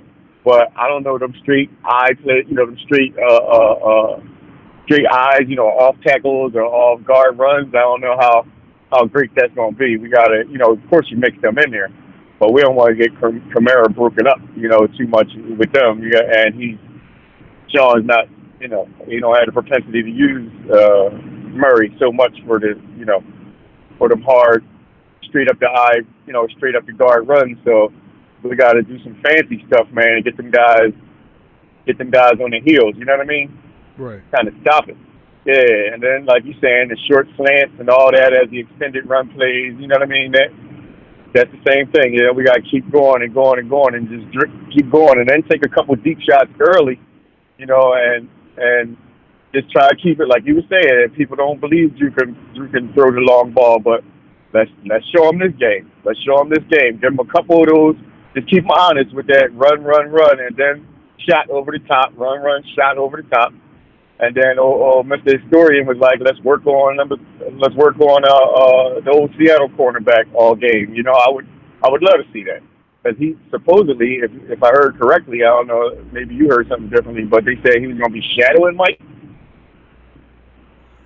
Did you hear that? That's I've heard that. I've read that, and on one of the 49ers reporter posts, I forgot which publication it was, but I think it was one of them that said that Richard Sherman was supposed to, didn't say he was going to stay with him the entire game, but he was supposed to be, they were going to use him on Mike Thomas. And to be honest with you, if you know Richard Sherman is not going to let anybody tell him not to stay on Mike Thomas. That's what kind of do Richard Sherman. Richard Sherman is going to say, no, I got this, man. And they're going to probably send him some help or whatever you need. But like I said, Richard Sherman is incredibly intelligent. He's incredibly that's how he made his bones in the NFL. With he never was a super fast wide receiver. He always knew how to use his length, and he's long. Like if you watch the Baltimore game with the 49ers last Sunday, remember how many plays you see Richard Sherman retreating from the backfield, coming up, making plays around a line of scrimmage. Making just heady plays that he only made because he paying attention, looking at what's going on. And I think it's a great matchup insofar as it's two really heady players who really technically sound players. Even though Sherman is not what he was when he was with Seattle, but still the guy still can lend something. And of course they're gonna double Mike, but you'd be hard pressed to stop Richard Sherman from trying to cover Mike Thomas. He's definitely gonna have, the bulk of the load against Mike Thomas. Just gonna be one of those games where the Saints gonna have to utilize another. I ain't gonna say they're not gonna throw to Mike Thomas. Of course they're gonna throw to Mike Thomas. Everybody know the ball going to Mike Thomas, and you can't stop him. You can't guard him. You can't stop him. But Jared Cook and other guys as well gonna get involved. Yeah, and the reason why I asked you that about Sherman is because during the Legion of Boom time, he never played the opposite side of the field. Right. That's you know what I mean? He always stayed on that one side. So if you make him shadow Mike Thomas, that's going to be a great thing for us because he's not capable. Let's have it. Let's put him all over the field. Let him shadow Mike. It'll be a big day. I'd love to see that. I doubt that was. I kept hearing that all the last 2 days. I'm like, oh, he's just going to shadow Mike Thomas. Those two might neutralize each other. I'm sitting there like, Chris, shut up. I say let let it it get happen. that from. I agree with you, Scoob. I say I want to see it happen because I think Richard Sherman, man. Richard Sherman's an excellent technical guy, but like his speed, that he wasn't, like I said, he wasn't never a burner, but he's big. He's 6'3", and he knows how to put himself in positions to make plays. He's smart, and certain things that work on other cornerbacks that Mike was getting over on might not work against Richard Sherman because of his knowledge, being a former wide receiver himself, and he's incredibly intelligent. So my thing is not so much the physical matchup, it's the mental matchup between Thomas and Sherman. That's what is intriguing to me. Right. And which would be a beautiful thing, but I think that the edge would be given to Mike in that because Drew and his ball placement won't allow for Sherman's brilliance to shine through in that respect. You know what I mean? That's very true. Yeah. So let's go. Let's have it. I'm seeing a bunch of doom and gloom, man. People say, oh man, I don't know. I'm thinking this is gonna be close and this is gonna be a tough one. Nah, man. Let's impose our will on these cats and get to the look. What happened when we were supposed to play the Rams and they were supposed to be so tough last year? Same thing. We were so fearful of Dominican Sue. All these cats are doing all this. Man, we made them cats look silly. Yeah, we made them look silly. Marcus Peters. I mean, it was the fact Marcus Peters was playing, well for the Rams, and with their whole Saints deal, we pulled the veneer off of Marcus Peters to the point where he was never the same after that. But it's correct. So we expose you. That's the thing about the Saints. This team is a Super Bowl team. The aspect of the fact that the Saints had all this extra time to prepare for the 49ers, who are coming off a very tough game against Baltimore. How much of that did they leave on the field? Are they going to be able to come? And that's what I'm saying. The Saints played on Turkey Day. They had all that extra time to rest and prepare for the 49ers. 49ers preparation for the Saints is less than that. So it's going to be interesting to see just how well, even from an experience standpoint, the Saints got this game. It'll be one of the more difficult games that we go through. But then again, maybe not so. If the Saints do what they're supposed to do in terms of being balanced, running the ball first, getting the run established, working the pass off the run, playing that top-notch defense, getting pressure on Jimmy Garoppolo, and the secondary stepping up. Listen, the Saints are generating pass rush off of four defensive linemen. 4 defensive linemen, meaning that everybody else jumps back into coverage, covering up everything except for what's underneath, which is what they want them to throw underneath. Jimmy Garoppolo will have a difficult time matching that because the Saints going to put pressure on him, knock him around, and we're really good at stopping the run as well. So the defense is playing really special right now. And the pass rush aspect of the defense is spectacular at the right time coming into December. Drew Brees is going to have the offense ready to go, and I'm telling you, looking at some of the chats and a lot of the family members are concurring with both what you're saying and what I'm saying. Star Trans, who that to you? Star Trans saying, y'all some skies falling. y'all some skies falling. Monday morning quarterbacks. Folks, we're 10-2 with a chance at winning the number 1 seed. Enjoy it. Got the number 1 seed. That's right. Lock it down. The number 1 seed. Thank you, Star Trans, for that. Steve says Drew has the quickest release. Their D-line will have a hard time getting to him. LBR Productions, who right. To your fam, he's saying Star Trans, we already have the first seed, correct? Paul says Scoop is giving us some static. Charles says Sherman going to get punked by MT. So that's going to what you were saying, Scoop, and Charles is agreeing with you. He says Sherman going to get punked by Michael Thomas.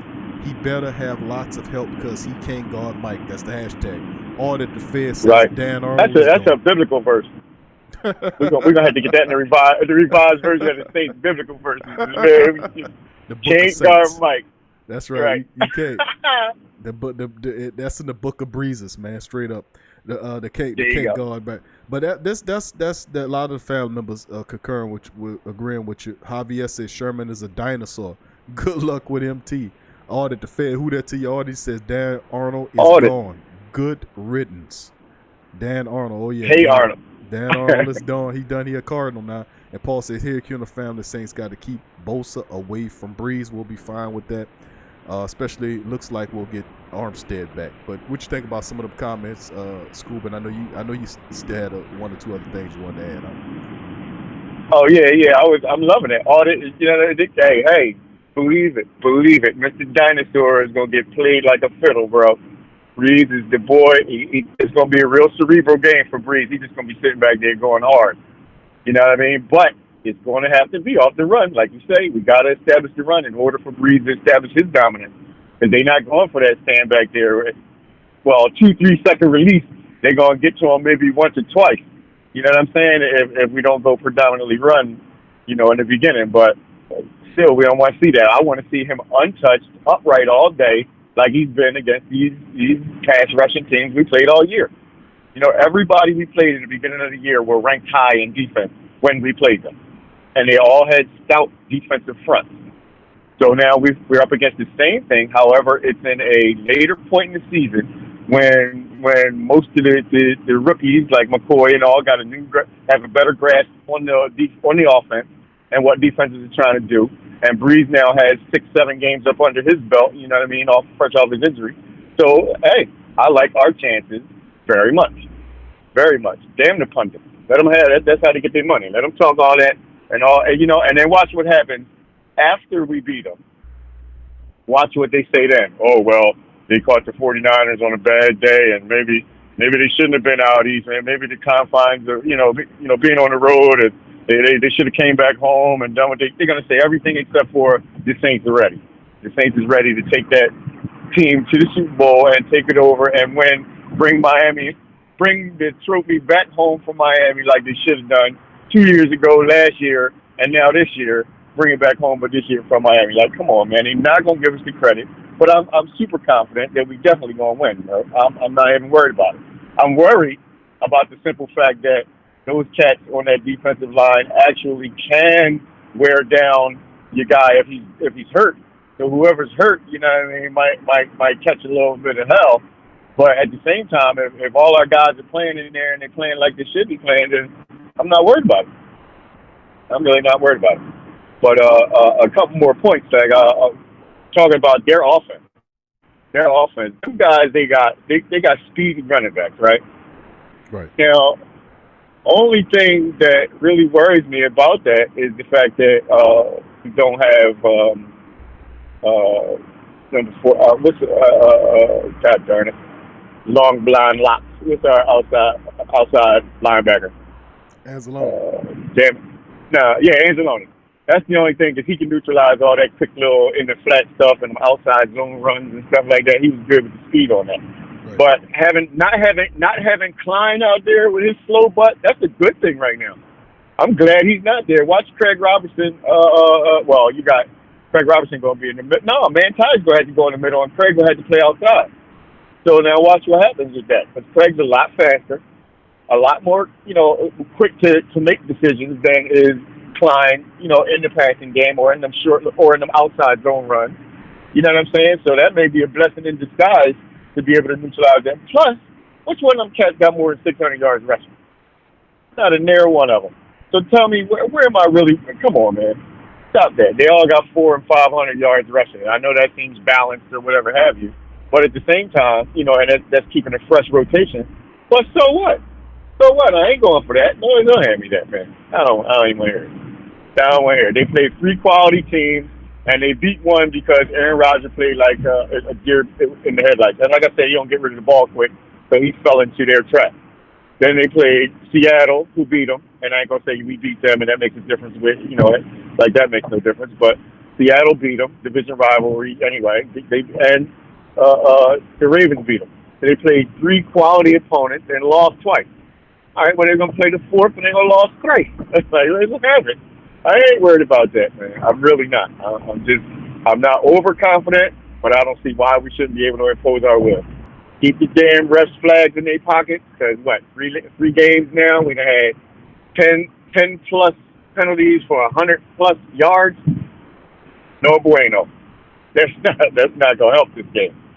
That is not going to help. That would be the only way I see the 49ers beating us, with any sort of, straight up beat them, as opposed to, some lucky play or some lucky bounce. If we keep beating ourselves, shooting ourselves in the foot with Eli Apple and his recent trend of pass interference and holding and that kind of thing, if he can clean that up and those offensive line penalties can stop, bringing back touchdowns and stuff like that on holding, we bring that down, neutralize that, and we'll be good. I don't see them kicking 3 onside kicks and scoring garbage time points. I don't see, you know what I mean? Let's just have it. Clean up the game a little bit with the penalties and run first to set up the pass, like you were saying, and we should be good, man. We should be good. I mean, absolutely, that's absolutely veritas right there, Scoob. 100% right and exact, brother, as usual. And I mean, the family members agreeing with you. Kyle Davis says Richard Sherman's will awaken the Kraken and Mike T. Paul says how many passes and TDs will Ted again drop Sunday? Hopefully none. Oh, man. shoot. Hopefully none. Shoot. Verlin says we have handled most of our best pass rushers in the league. We have handled most of the best pass rushers in the league. Even without Armstead, we good. The pressure going to break down the 69ers passing game, and there's no running already. Watch for the screen and eat. Thank you there, Verlin. Appreciate you. And Cody, who that Cody? Good to see you in the chat, family. But yeah, Cody Benoit. You see some of the comments, School, from some of the family members, man, feeling real positive about this matchup. And hearing about all the young guns, 49ers and all that kind of stuff. 49ers lack the experience where it matters. Garoppolo still very much unproven, despite the fact that he's won a series of games. Still very much unproven. Kyle Shanahan still trying to prove himself for San Francisco, trying to take that team. But listen, this ain't about the San Francisco 49ers. It's about the New Orleans Saints. The Saints are built to win right now. There's not a team in the NFL that can compete with the Saints. The only way most of these teams are staying in the league with the Saints is the fact that the Saints are allowing them to by playing down to the level of the competition. The last couple of games, the Saints should have 40-burgered the Falcons at Thanksgiving. 2 touchdown passes were dropped. They should have 40-burgered the Carolina Panthers. When Sean Payton went away from the run, when Latavius Murray was averaging 9.1 yards a rush, Kamara was averaging 5-point-something or other a rush. He went away from that to try to pass the ball. They gave the Panthers an opportunity to catch up. They ultimately missed on some field goals, all that kind of funny stuff. But like I said, those were supposed to be dominate wins, similar to the Arizona Cardinal win. That's self-imposed. We all know that. So there hadn't been a team that came into the season and handled the Saints. Even if you look at the Rams game, you lose your star quarterback, there's going to be some flux the way the Saints was kind of thrown in flux, and actually could have won that game if they executed a little bit better and cut down on some of the miscues. They could have still beat the Rams in that matchup as well. So like I said, in the Texans game when we won by a field goal, still that game could have went a lot better than what it was. The Saints didn't look totally together in that game, being it was the first game, and like I said, the first 3 to 4 weeks is usually a preseason. In the regular season, as the team looked to kind of gel. But guess what? The defense is here now. The pass rushers have arrived now. And the running game, the Saints, like I said, Sean Payton, a lot of people not talking about it, but Sean Payton has not figured out how to have a balanced game plan with Latavius Murray and Elvin Kamara working at the same time. Since they both became 100%, since Kamara came back, he struggled to have a balanced game plan in which both of them eat at the same time and complement each other. He's still trying to figure that out. So this is the last month of the season. Very difficult game against the 49ers. This team is built for it. There's a lot of veterans on this team. There's a lot of people on this team pissed off. There's a lot of people that want to win games. Like I said, I welcome the challenge of the 49ers into the Superdome with Richard Sherman and Bosa and all these other guys, Garoppolo and all the other guys. I welcome the challenge because this will test metal against who they say is the best team. Let's show them what time it is by smacking this team down to the all the way to the ground. And even when you give them that, watch, they're going to come back. We showed these people everything, and they're still picking the 49ers to beat us. We've won without our quarterback. We've won without our running back. We beat the referees every twist and turn, and they still picking against us. So screw these people. They're going to continue to pick against you. They are non-believers. They're garbage. They're trash. Continue to ride down on them. Continue to uplift your platform. And sooner or later, they'll see at the end who you were, because they'll start jocking you and picking you the next season around. And I'm going to remember who they are. I got them written down, and I will continue to blast their ass every time they open their mouth to try to get a Saints some credit. Yo, yeah, I got a T-shirt idea too. No, I don't really think so. But anyway, we should start calling our boys Run Stoppable. That's exactly what we are, cuz Run Stoppable. One, we stopped the run. I don't give a damn what running back you put up there for 2 years. We stopped the run, and on Sunday we're gonna stop the 49ers run. They couple games. They lost Sunday, but they little hopes, their hopes and dreams. We're gonna be run stoppable and put them cats right back where they need to be. So they're gonna have to battle. They got to play the Seattle Seahawks again. They got to play. They got a couple pretty tough games coming up here. They could be in third or fourth seed, right? Let's see. No, they could be lower than that because of divisions, right? They could be, if they lose 2 games, this game to us and 1 game to Seattle, they could be lower than the 4th seed. And how you like that? Interesting, real interesting. Built how the conferences come on. Like, you're looking at the fact that a team, even though they might have, let's say they have 11 or 12 wins, they could still be a wild card team going to play Dallas or the Giants or whoever the NFC least team is going to be that comes out of there. Either Philly. I say Philly. Could be Washington. Right. I say Philadelphia. I think Philly probably going to come out of it because Dallas is imploding. But, but that's they'll have the home field advantage for that wild card, while a team like the San Francisco 49ers have to go to Philly to play them and beat them. So it interesting. Right. You could definitely end up seeing the 49ers again in the playoffs, back in the dome again, and you just have to show them what time it is again to smack them down again.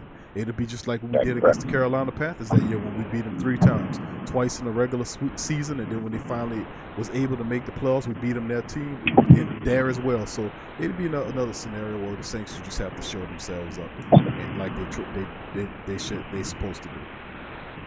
Right. All right, man. I know Demi probably looking at her watch like, hey, go Scoob again, please. 30-minute phone call. We know we love you, Demi, man. Nothing. I've been driving ever since I got on the phone, so. But yeah, I'm gonna sit back and revisit it once I get home. All right, cuz. Appreciate you, bro. You be safe on that road, my brother, and be looking forward to hearing from you on our Saturday and Sunday show, my brother. You know I'll be there, bro. Love you much. Peace, and who that? Same here, brother. Be safe out there. Who that to you? And be safe, cuz. Peace. All right. That's cool, man. That's my brother from another mother, good brother from Philadelphia, and I got a brother my partner of mine, D Mac, I call him D McBride, who's a LA Tiger. He's a LSU Tiger fan, true and true. Now, if you all listen to the last Tough Tiger Talk episode, D McBride was contributing on the show. He's from the brother is from Mississippi, but he's a Philadelphia Eagles fan. I just can't make sense of that one, but he's a LSU Tiger through and through. So I got you know how we feel about our Tigers, but I tell him about my boy Scoob. I said my boy Scoob's from up there, if stays in the city of Philadelphia, and he's a Saints fan. He's shaking his head at you, man. Boy Scoob shaking his head at my boy D-Mac. But anyway, I appreciate all my callers, man. Tyrese, Gerard, Paul, and Scoob, man. Great show. And Demi is a great sport. She said, love you, Scoob. Don't you just love the fam, man? I'm just saying, man, ain't nothing like our family, man. I'm happy that the family here. Who that, John? I see you, baby. Good to see you in the live stream, fam. Chiming in. But yeah, family, I like to thank all the great family members for chiming in the show for tonight. Thank y'all. We went up to almost 3 hours tonight, man. Special live stream show. Remember, Saturday and Sunday, of course, our 12 o'clock show on Saturdays, and our post-game show after the game. We'll recap it. And of course, man, I'm going to come on right after it. I'm going to turn the phone lines off. On, and it's going to be a splendid affair, man. Mr. Poplus, good to see you. Say, don't worry, fam. We got this. LSU will beat the Bulldogs. Saints will beat the 49ers, too. Really, it's a spectacular weekend, baby. Love it, man. Love it.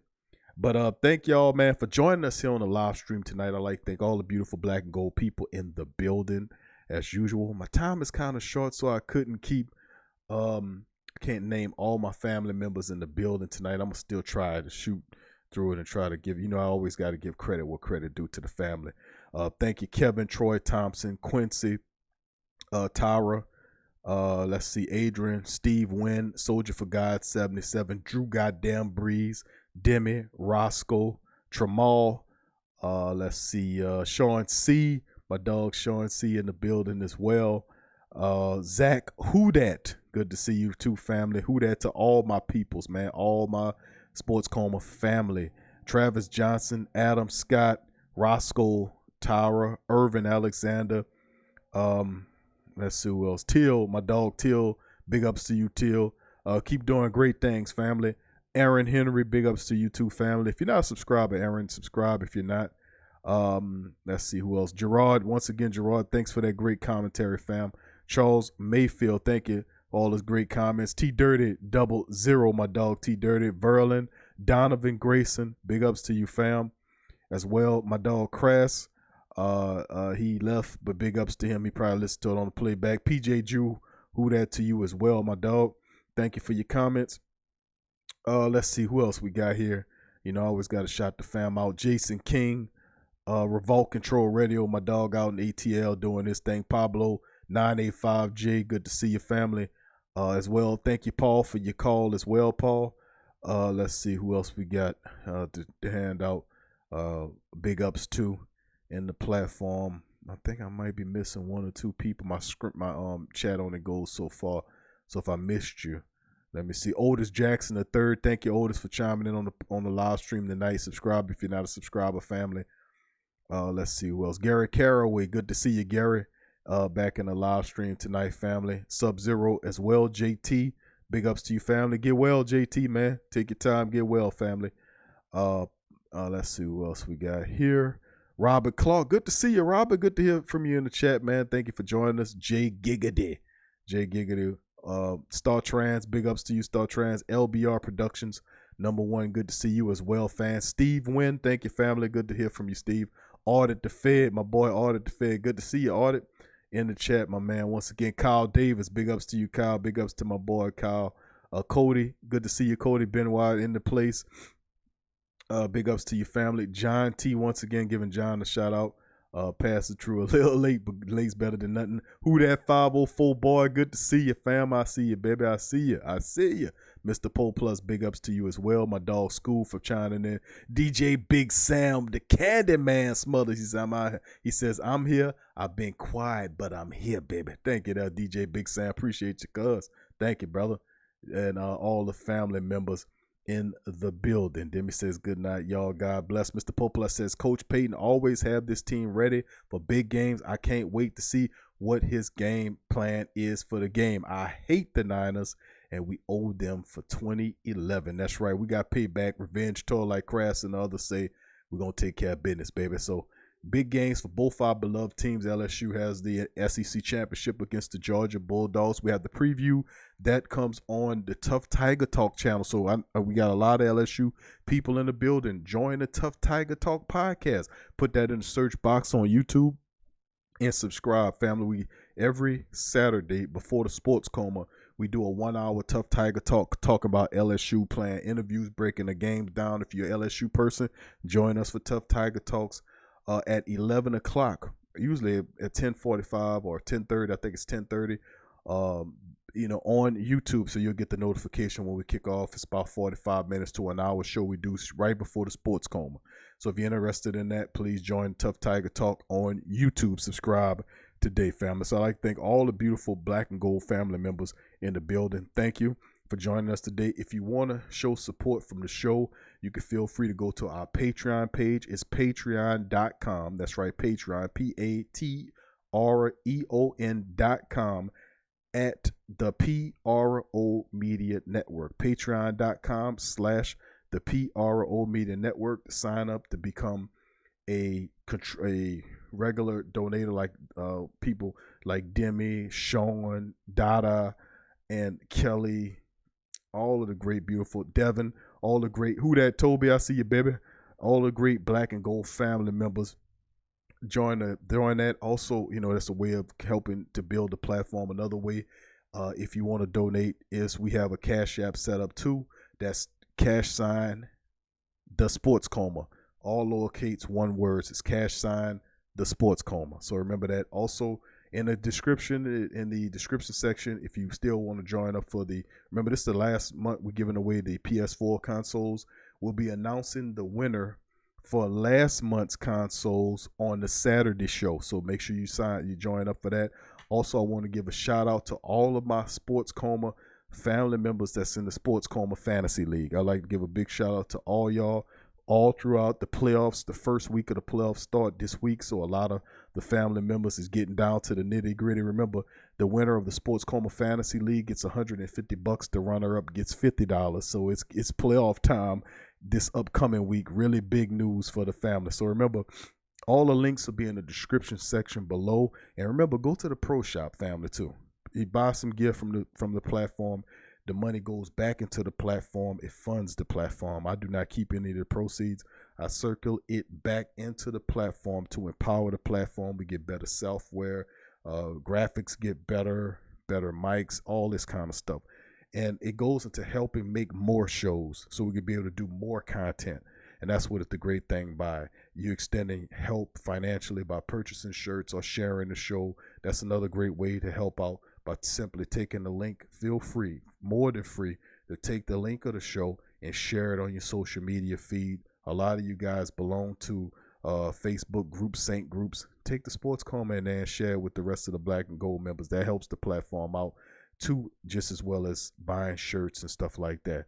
All together, we work hard together, and we are family. And this is a great platform, man. And it's getting stronger and stronger. As you can see, a lot of the family members are really familiar. It's their family in here, man. And it's just because of this platform that we can meet like this, and we became so close. So I have a lot of respect for the platform, and I know you do too. So together we can build a strong platform that can continue to grow into the future, and we can stay with this dialogue. So I'd like to thank all of the great family members for joining us tonight. Remember, we'll be back at noon on the Sports Coma Live Saturday edition, and then the recap show on Sunday. So I'd like to thank all you for joining us tonight. Check out the Pro Shop. And once again, love y'all. Who that? We sitting at the top of the NFC period, number 1 ranking. We're going to handle business to get the 49ers. We'll preview that show. So Kevin says, I'm sharing some Reddit groups. Thank you, Kevin. That's big, bro. Because Reddit really loves us, man. We got a lot of love from Reddit and family. Like I said, man, take the show and share it there, man. It's unlike any other. Thank you, family, for all the great things you do. Thank you, too. Verily, peace to you, you too, Demi, and all the beautiful black and gold people in the building. My dog, Scoob, y'all be safe. All y'all, Till, John, all y'all, man, Sean, Kevin, Toby, DJ Big Sam, all y'all be safe out there. Who that to you? Love y'all. Peace. Yeah. Well, all right. Like you always say, welcome, welcome, welcome. Number 1 sports talking D.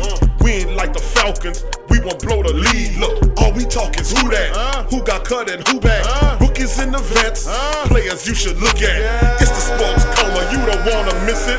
Got the pre-game, party, post-game statistics. Get a visit from Sway, maybe DC or 5. It's the hottest thing smoking, Big Q and the guys. Go to YouTube Live, make sure you subscribe. Interviews inside the Saints locker room high. Talk to Drew, Jordan, Zach, Peyton, New Orleans, who that nation. Best believe when I say we bleed gold and black. Ain't a miracle or rivalry could ever hold us back. No, Beastquake, Bounty Gate, let the truth be told. It's the sports coma, all we know is say Super Bowl. You're listening to the Sports Coma.